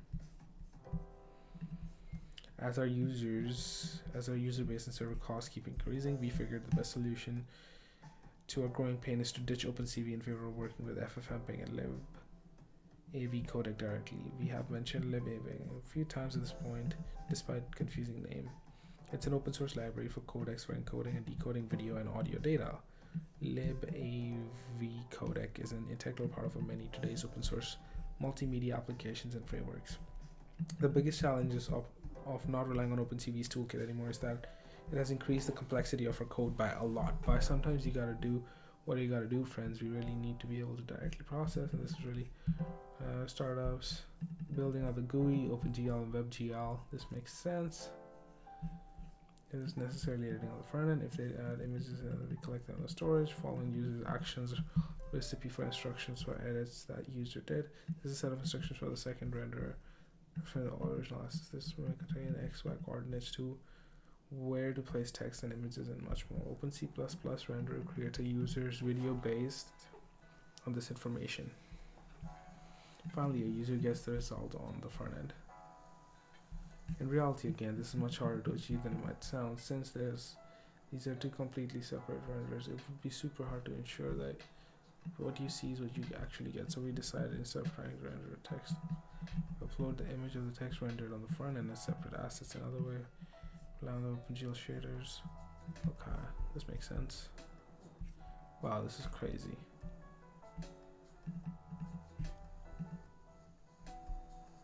Wow, alright, fantastic. I should read the whole thing later.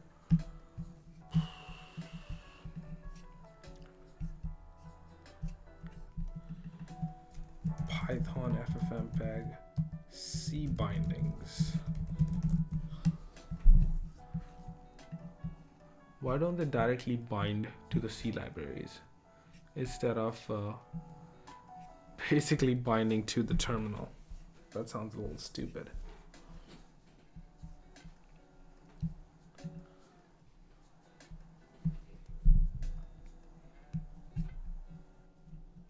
I think there's a video by, what's his name? Carry video editing, something like that.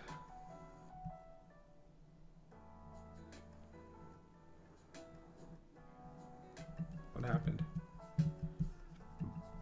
Oh no.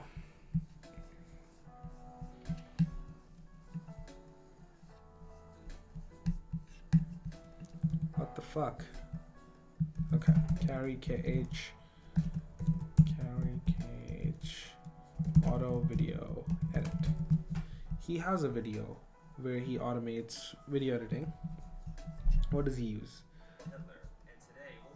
Okay, most polished videos project, jumpcutter.com. That's fine. Is there a GitHub? GitHub?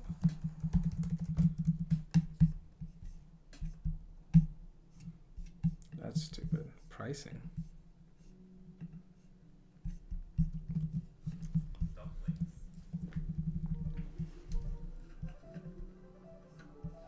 What's up, viewers? Are they delicious? Don't they look delicious? Okay. We'll watch my lecture videos faster. The classic question was CS145, which is managing databases with SQL. That happens to be my kids, so they're their website lets us increase the playback speed to 4 times, which could save us hours. However, once you start pushing 1.8 or 2 times, I personally start having trouble understanding anything.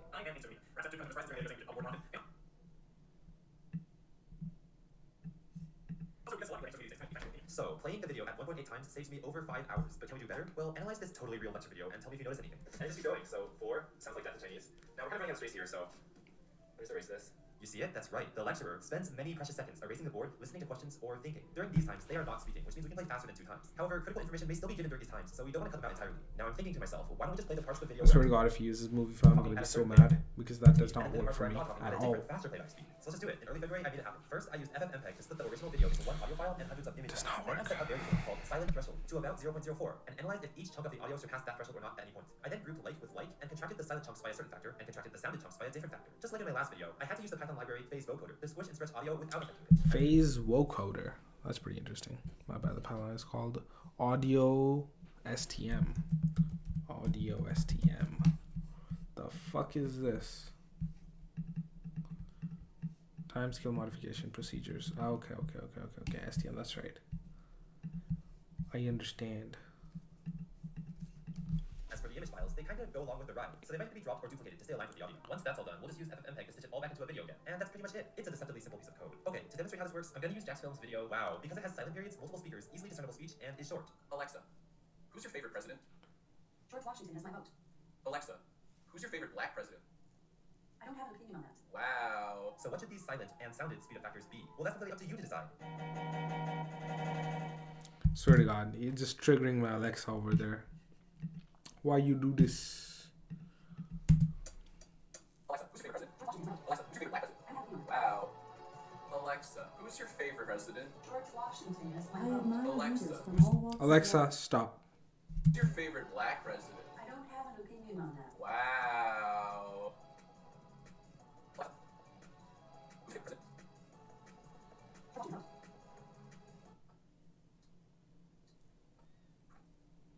George Washington.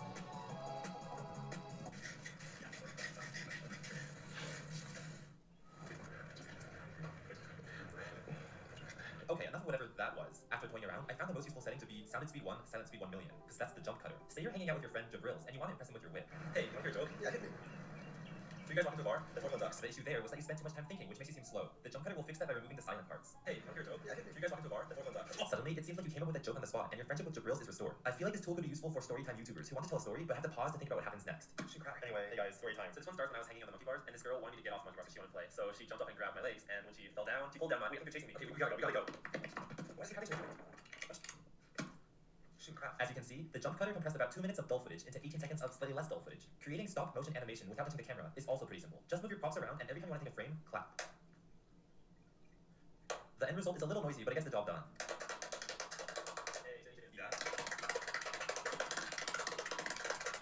That was my name, no manual editing. From here, you can probably see how we can get creative with this. Basically, anything you can do silently will be removed from the video, so that's when we can do fun stuff like take our shirts off. You have to be careful not to make a single noise, or else the effect will be ruined. Doing this allows us to create cool video effects and tricks without having to open any video software. Hey there, wait, this is Henry Zhang's t-shirt. I should go return it to him. Hey Henry, here's your shirt back. Hold on, I need a new shirt now. What's this? A BFDI t-shirt? You can get yours at the link in the description. Zach, you better watch out. I'm coming for you. I mean, it's kind of what we're trying to do, but he didn't go into the code at all, which is annoying. I would have. Oh, right here. There's a GitHub repo.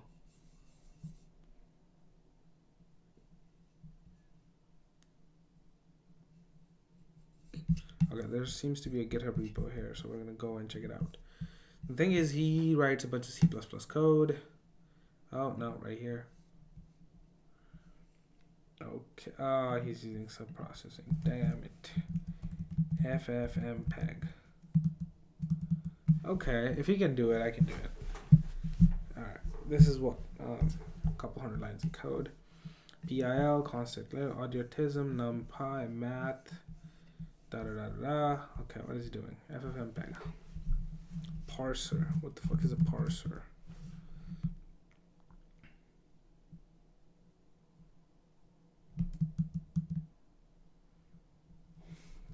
Okay, that's fine.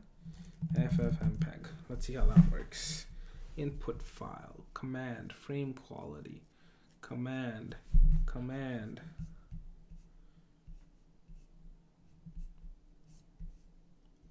frame rate, temp folder, JPEG, temp folder, wave, strict to output file. Okay.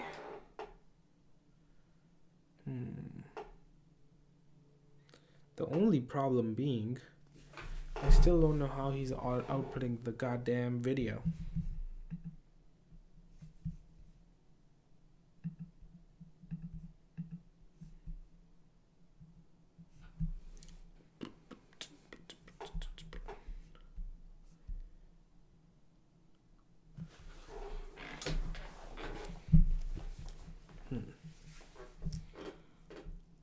Call command shell true.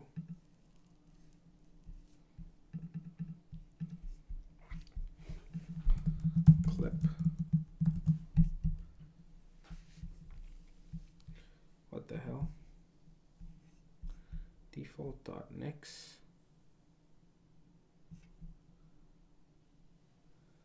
The fuck is a .nix file? Okay. Python 3. Set protocol FFmpeg, be aware of that. As programs run, it saves every frame of the video as an image. Find a temporary folder. If your video is long, this could take a lot of space. A pre-processed 17-minute video completely fine, but be wary, you're gonna go longer. I want to use PyInstaller, turn this into an executable so non-techie people can use it, even if they don't have Python. However, PyInstaller build did not work. Help. Nix build to get a script. Okay, so he's basically converting it to video pictures and then converting it in video. That seems not very efficient. That's annoying.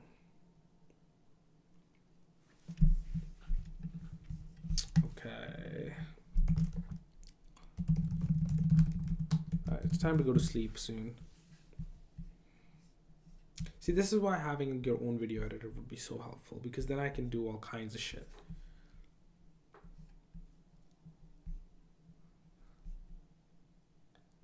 Right here, this video. You see how the grid snaps behind the 3D shape? Well, that annoyed me so much, I thought to myself, man, I could code this in a weekend. And this is how my 8-month-long weekend project began. So I decided that I would create a video editor that does everything Manon does, but in real time. And I would also fix that bug I ran into. How do you create a video editor that can animate anything? The first step is coming up with a technique to render any sort of animation in an arbitrary length of time. Kind of like how this clip where I draw in the rocket ship can run in any length of time. The write-in animation was probably the most important animation to me. This was one of the biggest reasons I chose to use Manon, because who doesn't like those awesome write-in animations? I figured if I can get the write-in animation working, then I can do anything. How does it work then? Well, the write-in animation starts with some text. Text is really just a collection of Bezier curve. You can draw the partial. Oh, given a t-value, even though the 50% mark, then I can calculate the approximate total 50% mark is in the middle percent of the entire frame. So we can draw 4.5 characters, and we've now done the same thing. Now that I had reverse engineered the write-in animation, the next step was to create a GUI that I could use to put together different animations. Any good video editor needs a timeline so that you can jump around to different points in your scene, and that's what I decided to make first. I used DRIM GUI to get the basic GUI components up and running. Then I made a custom GUI component that took a collection of segments, which represent the different clips on the timeline, and the cursor position, which represents where on the timeline the cursor is. Then I used that information to render the list of segments and the cursor. It was a lot of code, but there wasn't anything too interesting about this logic. Another important feature I wanted to work on was morphing the animations. Does he have a GitHub? Oh, he does. Oh, he does.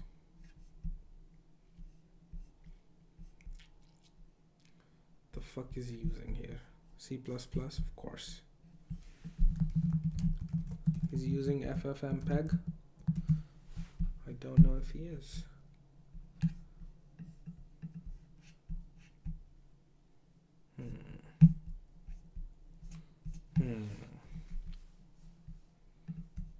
Morphing animations are essentially when you want to morph one object composed of several paths into another object composed of several paths. This is fairly simple, assuming that each object has the same number of paths. Each shape in the editor is really just a collection of Bezier curves, including lines in Bezier form. The nice thing about Bezier curves is if you have a lower order Bezier curve, it's trivial to upgrade that to a higher form. This means that you can morph something like a line into a cubic Bezier curve without distorting the shape. How do you actually morph the curves though? Well, Python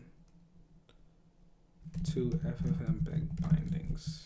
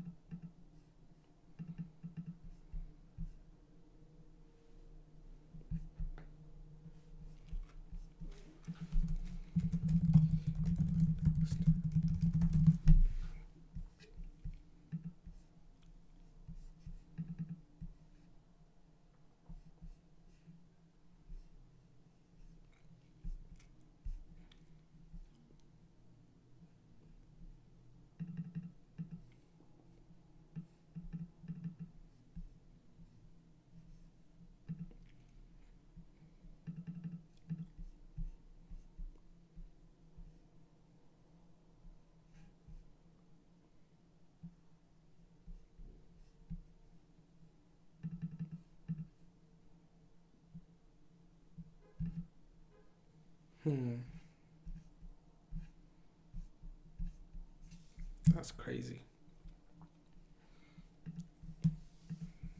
A Bezier curve consists of a start point, an end point, and 0 or more control points. If we want to morph from one Bezier curve into another Bezier curve, all we have to do is interpolate the start points, the end points, and all the control points. If we interpolate these between 0 and 1, then we end up changing the shape of the object smoothly over time. And if you remember from earlier, we already have all of our animation based around this 0 to 1 time range, so it's fairly easy to use these t values to actually morph the objects. Once you combine all these concepts, you get this cool interpolation, with one caveat. As long as each object has the same number of curves, this is easy. Once the two objects have a different number of curves, this gets really, really hard.